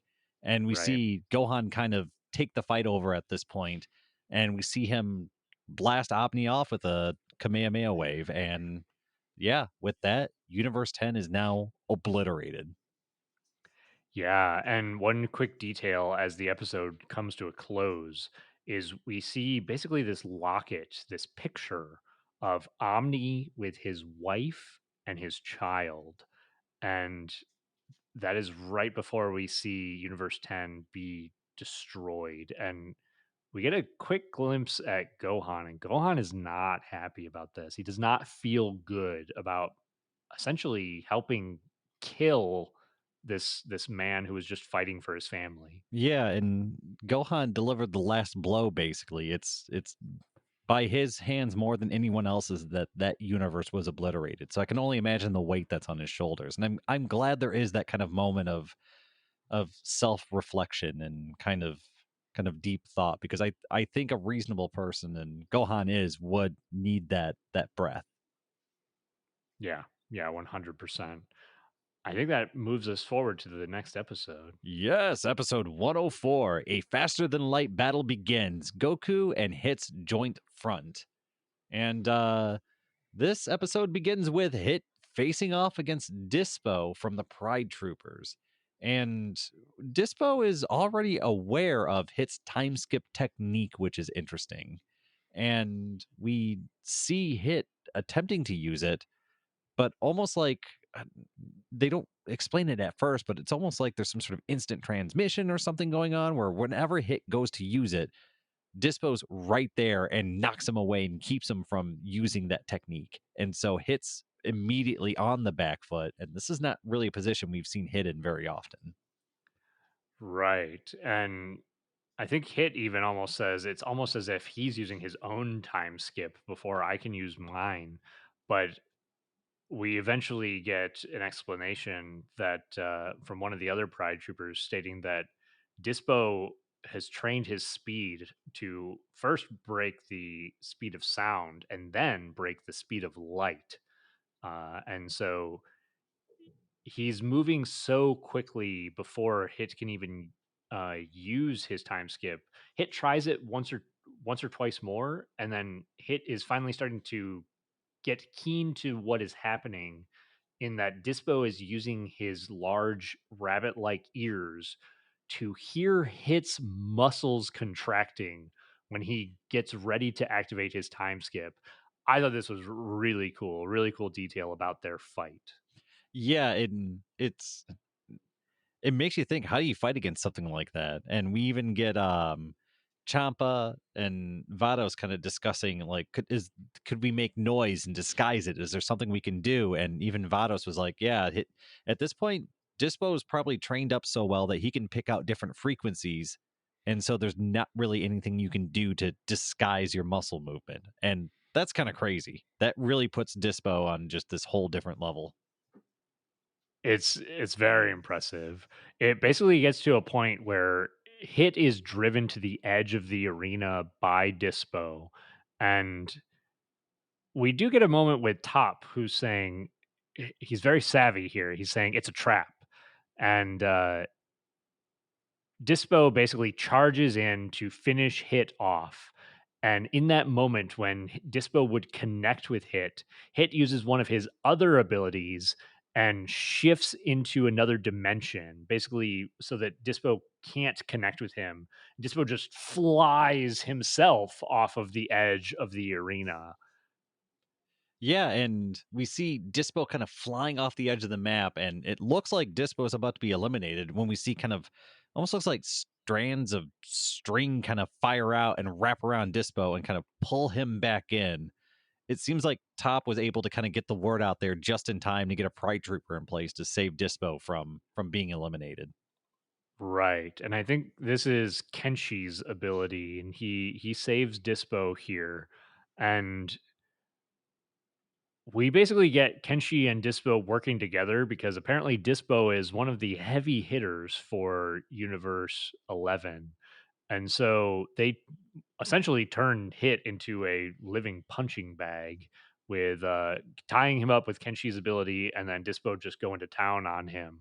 And that is when Goku steps in, catching one of Dispo's punches in his Super Saiyan God form, and we get what I think is a super cool fight with Super Saiyan God Goku and Hit teaming up against two of the Pride Troopers. Oh yeah, it's pretty fun. And I like Hit as a character. I like his fighting techniques. I think he's one of the few new characters who's brought a whole new fighting style to Dragon Ball. So it's a joy every time I get to see him, and then seeing him kind of stand shoulder to shoulder with Goku was, I thought it was a lot of fun. Once again, it felt like fan service, but I It think I'm is. okay with it. Yeah, it's fan service that I'm totally into. And so we basically start this part of the fight with is using his Super Saiyan God form for speed. And there's a moment where he's kind of getting beat up by Dispo because Dispo's still faster. But then uses his Super Saiyan Blue form, transforming into it at the very moment of impact so that he can gain a burst of speed and power without giving up too much or using too much energy. So Goku's kind of using his head here, which is pretty neat. We do see that Hit is able to kind of defeat his opponent pretty quickly and return back to the fight with Dispo.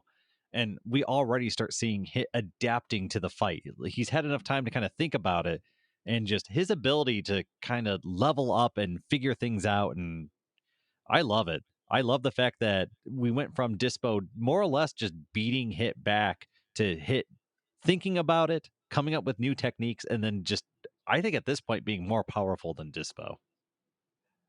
Yeah, absolutely. This might be one of my favorite parts where Hit at this point uses his flexing muscles the same way that he would to activate his time skip, and he uses it as a feint. So he flexes his muscles, but doesn't do the time skip. Instead, times his attack, knowing that Dispo is going to charge in at him to counterattack that same charge of Dispo's. And this is awesome. This Is is one that of the kind of like how Goku fought Hit by just predicting what his opponent was going to do, sort of thing, where it's, I just have to predict what you're going to do. It was, but this is even a step above that because you have the You have the feint of feint. just the Yep. muscle flex. So this is incredible. I love this. And this also then allows Hit to use his time skip because Dispo doesn't know if it's going to be a feint or not. And now Dispo's all like Hit is in his mind at this point. Hmm. And so Hit is just going to town and he now has the upper hand against Dispo. Yeah, it's a brilliant fight, and I think at this point, this is when Dispo decides that this battle's kind of gotten out of control. His teammate was eliminated, and he retreats at this point. He's pushed back. He can't. He's decided he cannot win this fight, and we get this brief moment where, after Dispo retreats, Goku asks Hit if, all right, well, is it our turn to fight at this point? And they both kind of agree to just kind of settle things at the end of the match if they're the last two remaining. And so we get this kind of respective warriors walk away. Yeah, yeah. This is kind of teasing a rematch between Goku and Hit, which is pretty fun. For the most part, though, I love that episode. Super good episode. I think that really takes us into the last episode that we're covering for tonight. Yes, yes. Episode 105, A Fierce Battle. The Turtle Sage stakes his life. And this episode is all about Master Roshi, and I love me some Master Roshi. But I'm gonna skim past the first couple minutes because we get Master Roshi fighting off the seductive forces of some young lady opponent. And after that, he faces off against a talisman artist of the fourth universe. She uses like this illusion magic. She's throwing out these talismans. She's kind of using shadow and deception, which is it's fun. It's something new and different. And kind of that weird magical side of Dragon Ball's always kind of been there in the background. Not so much recently, but I think in old Dragon Ball we saw a lot more of that sort of thing. But Right. we see Master Roshi whipping out kind of an old Dragon Ball technique to fight this old style villain. And we get to see the evil containment wave get launched into action, and he seals away I honestly didn't find her name, the talisman artist, into a jar and pops her right off the edge of the map. So within the first few minutes of the episode, Master Roshi's already eliminated two fighters. I freaking love it. Yeah, yeah. I love getting to see Roshi be useful.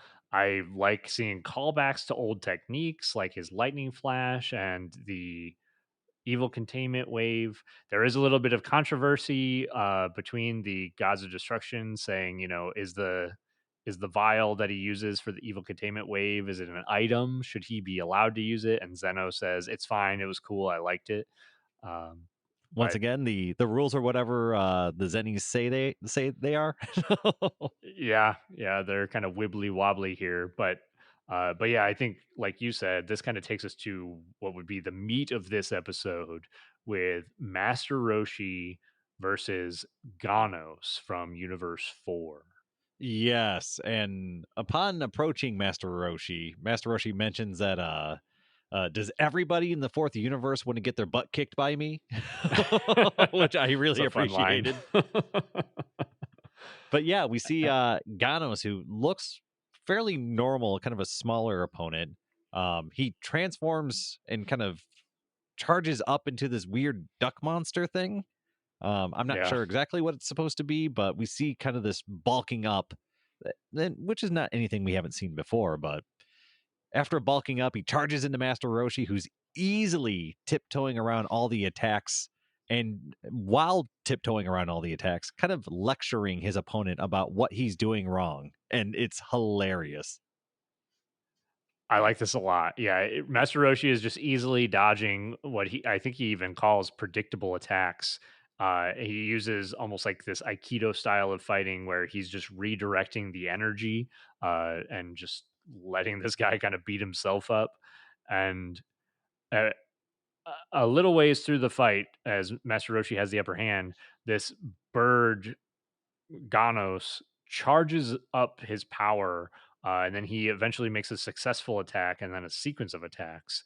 Roshi tries to use another technique. This one I'm actually not familiar with. He may have used this in OG Dragon Ball at a time that I don't recall, but he basically tries to hypnotize him and put him to sleep. And so Ganos uses his electric power to shock himself to keep himself awake and kind of get him out of this hypnosis. Uh, and this kind of takes us into what I think is probably the best part of this episode, where there's um, people are calling out to Roshi. I think like it might be Goku and Krillin are calling out to him because they see Roshi in trouble, and Goku's tied up with another fighter at the moment. But they're worried for Roshi. They see that he's kind of in a bind, and they're telling him things like, don't worry about it. Just you're kind of past your prime. Like, accept your limitations. And there's some great lines from Master Roshi here, where he says things like, "My limitations can go straight to hell." And then he says things like, I'm kind of paraphrasing these at this point, but he says like it's too soon to let the limits of age.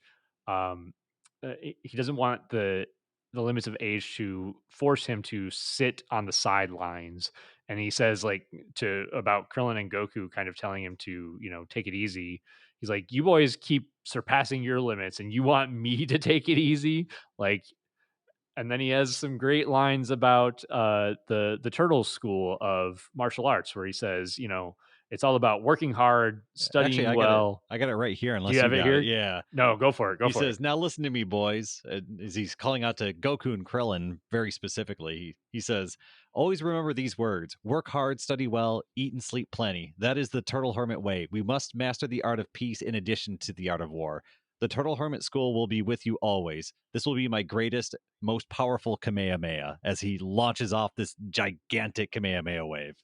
That's so good. I'm glad that you took down that whole quote because I loved it. I was trying to like get it down while I was watching it.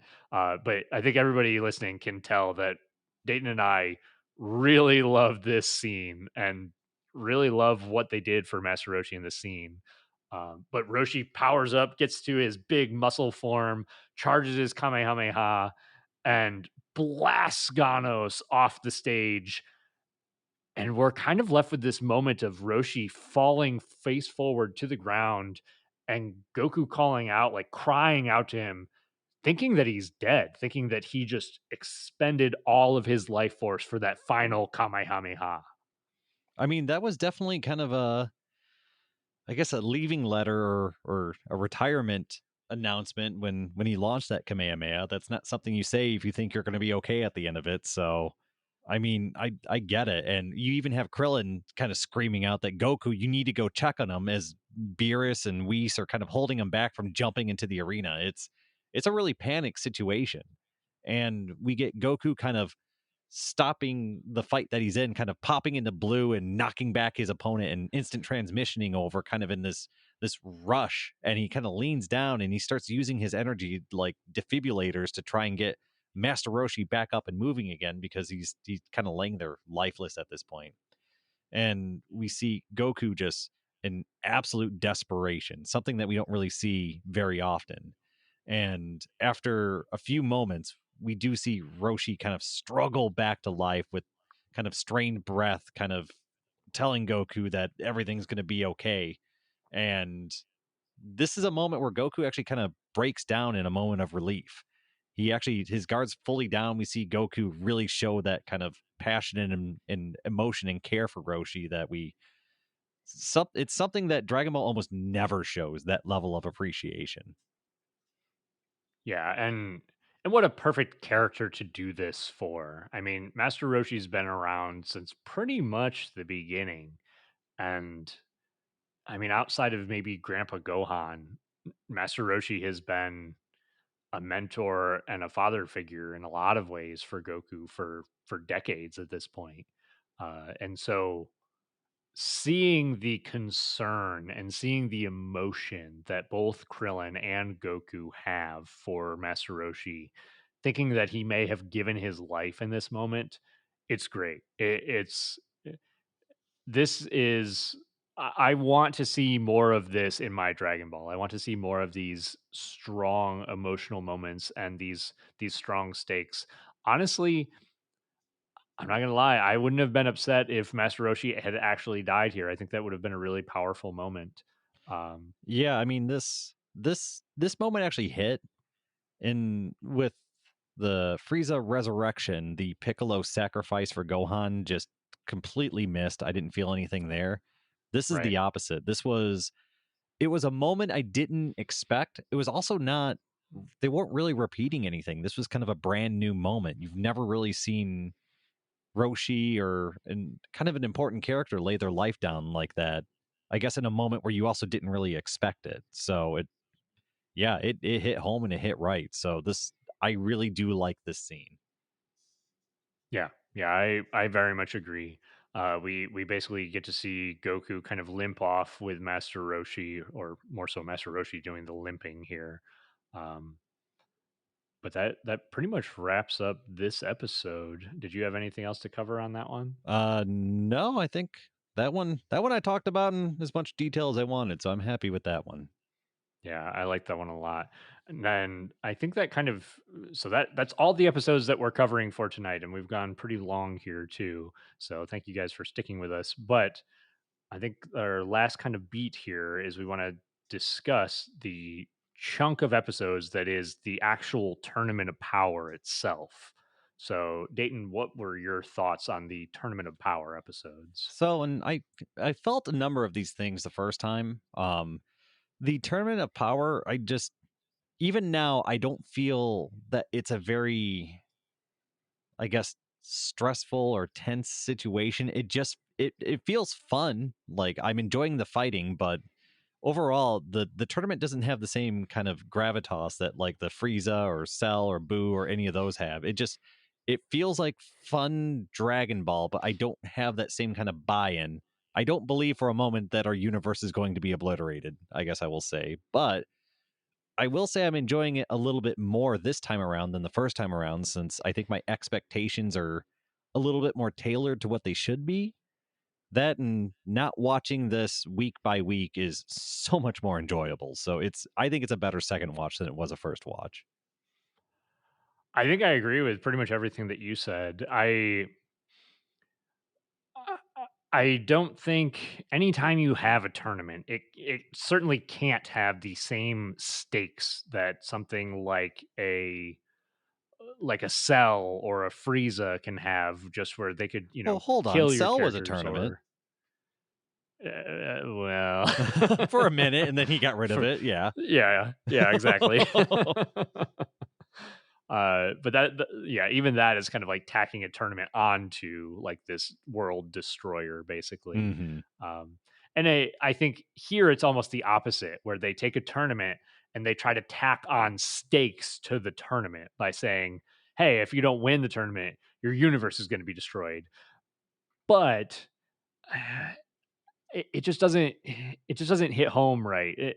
I don't know what I don't really have a great idea for how they could make it hit home better, but I felt the same way that you feel, where I didn't believe for a second that our universe was going to get destroyed.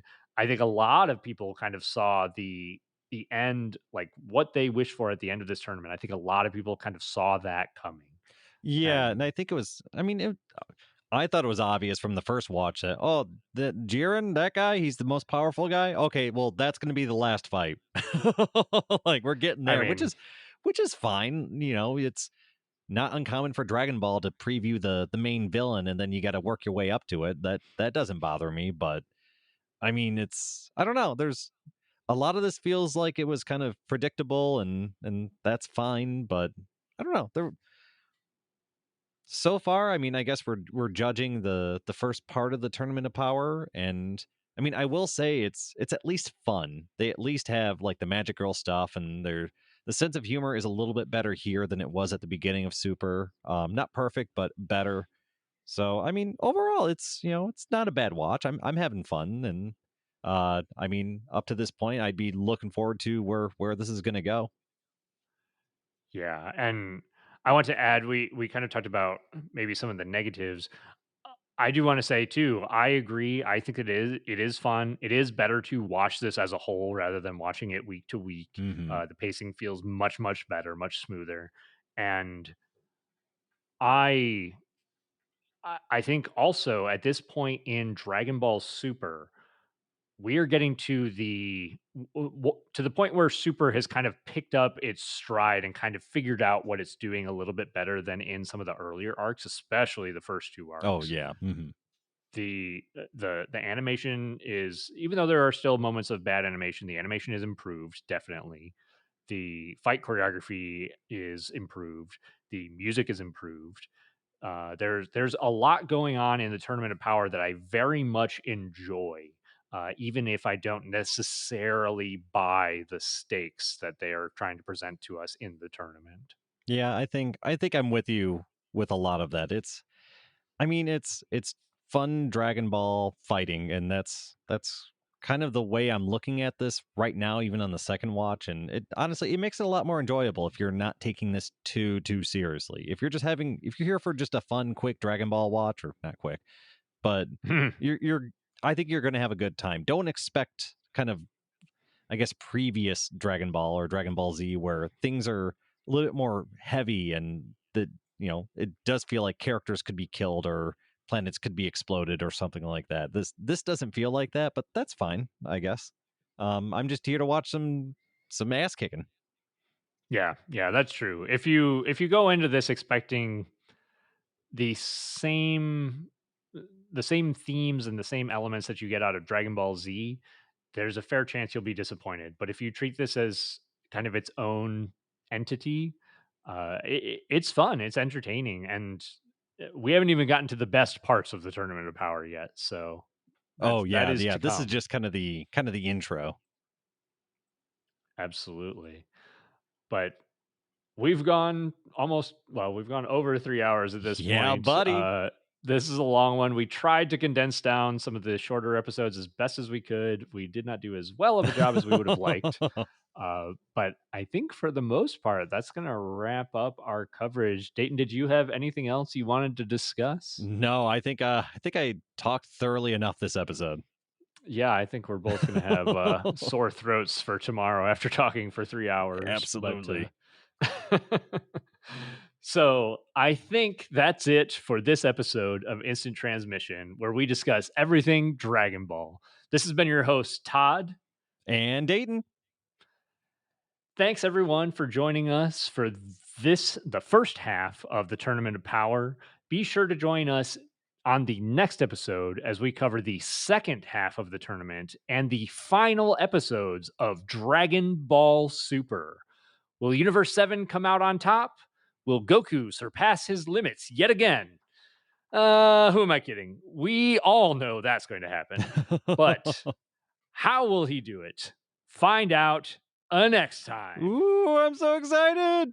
Woo! And to all our fellow Dragon Ball fans, stay safe out there and remember to keep rocking the dragon.